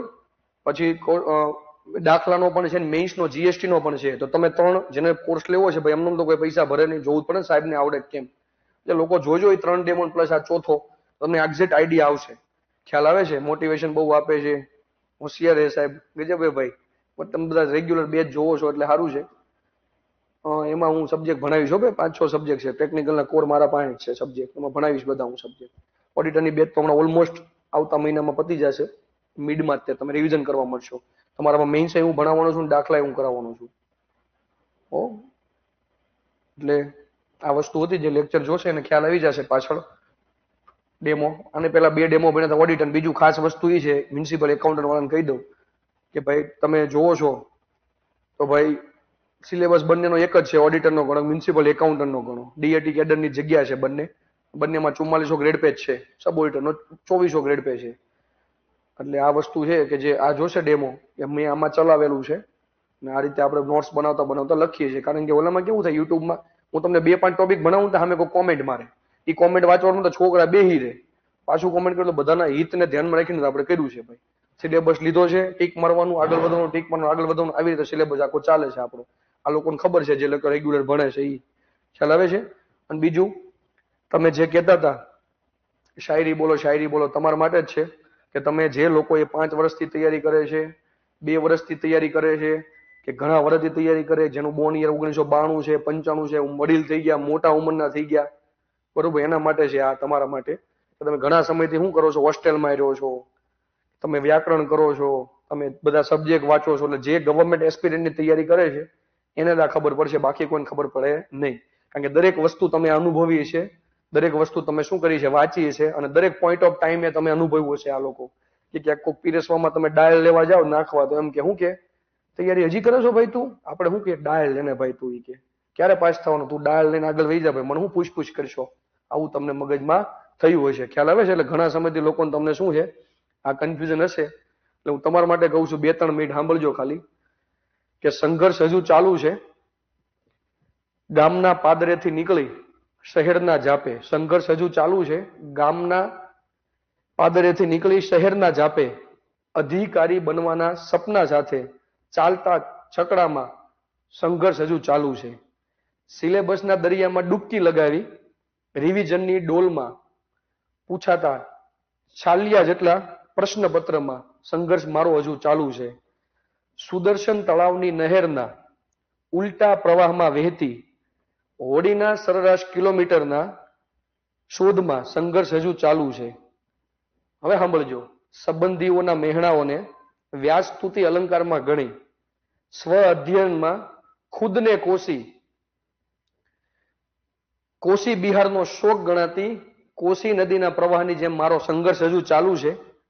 અને તમારું મેન વીક પોઈન્ટ, તૂટેલા ફૂટેલા અંગ્રેજીમાં લખતા મારા સ્પેલિંગ ને ઘરેથી મળતા સ્વ ખર્ચેથી રેપો રેટમાં થતા ઉંમર સાથેના વધારામાં સંઘર્ષ હજી મારો ચાલુ છે.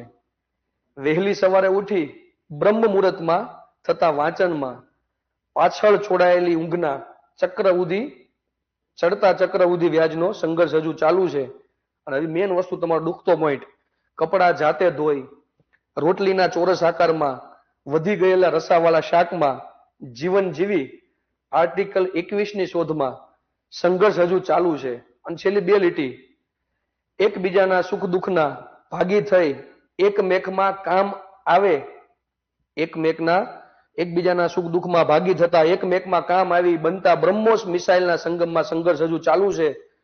ઇન્ટરવ્યુની આખરી ક્ષણોમાં અંતરના કોન્ફિડન્સના કાનમાં સંભળાતા ધ્રુજતા પગના અવાજમાં સંઘર્ષ હજુ ચાલુ છે.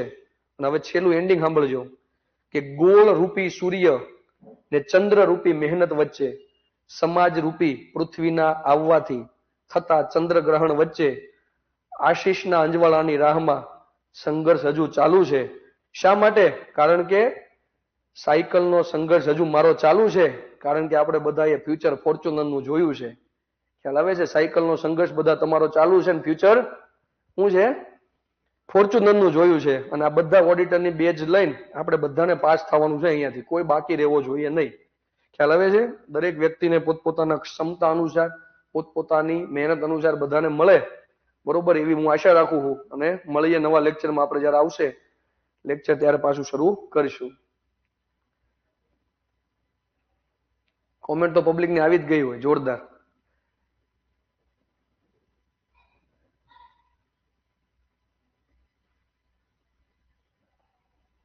સત્ય વચન ને બધું આ છે જે છે એ છે. એટલે બરોબર, આગળના 2 તમારી લેક્ચર ચાલુ રહેશે અને કાલનો લેક્ચર હશે તમને નોટિફિકેશન આવી જશે. ખ્યાલ આવે છે?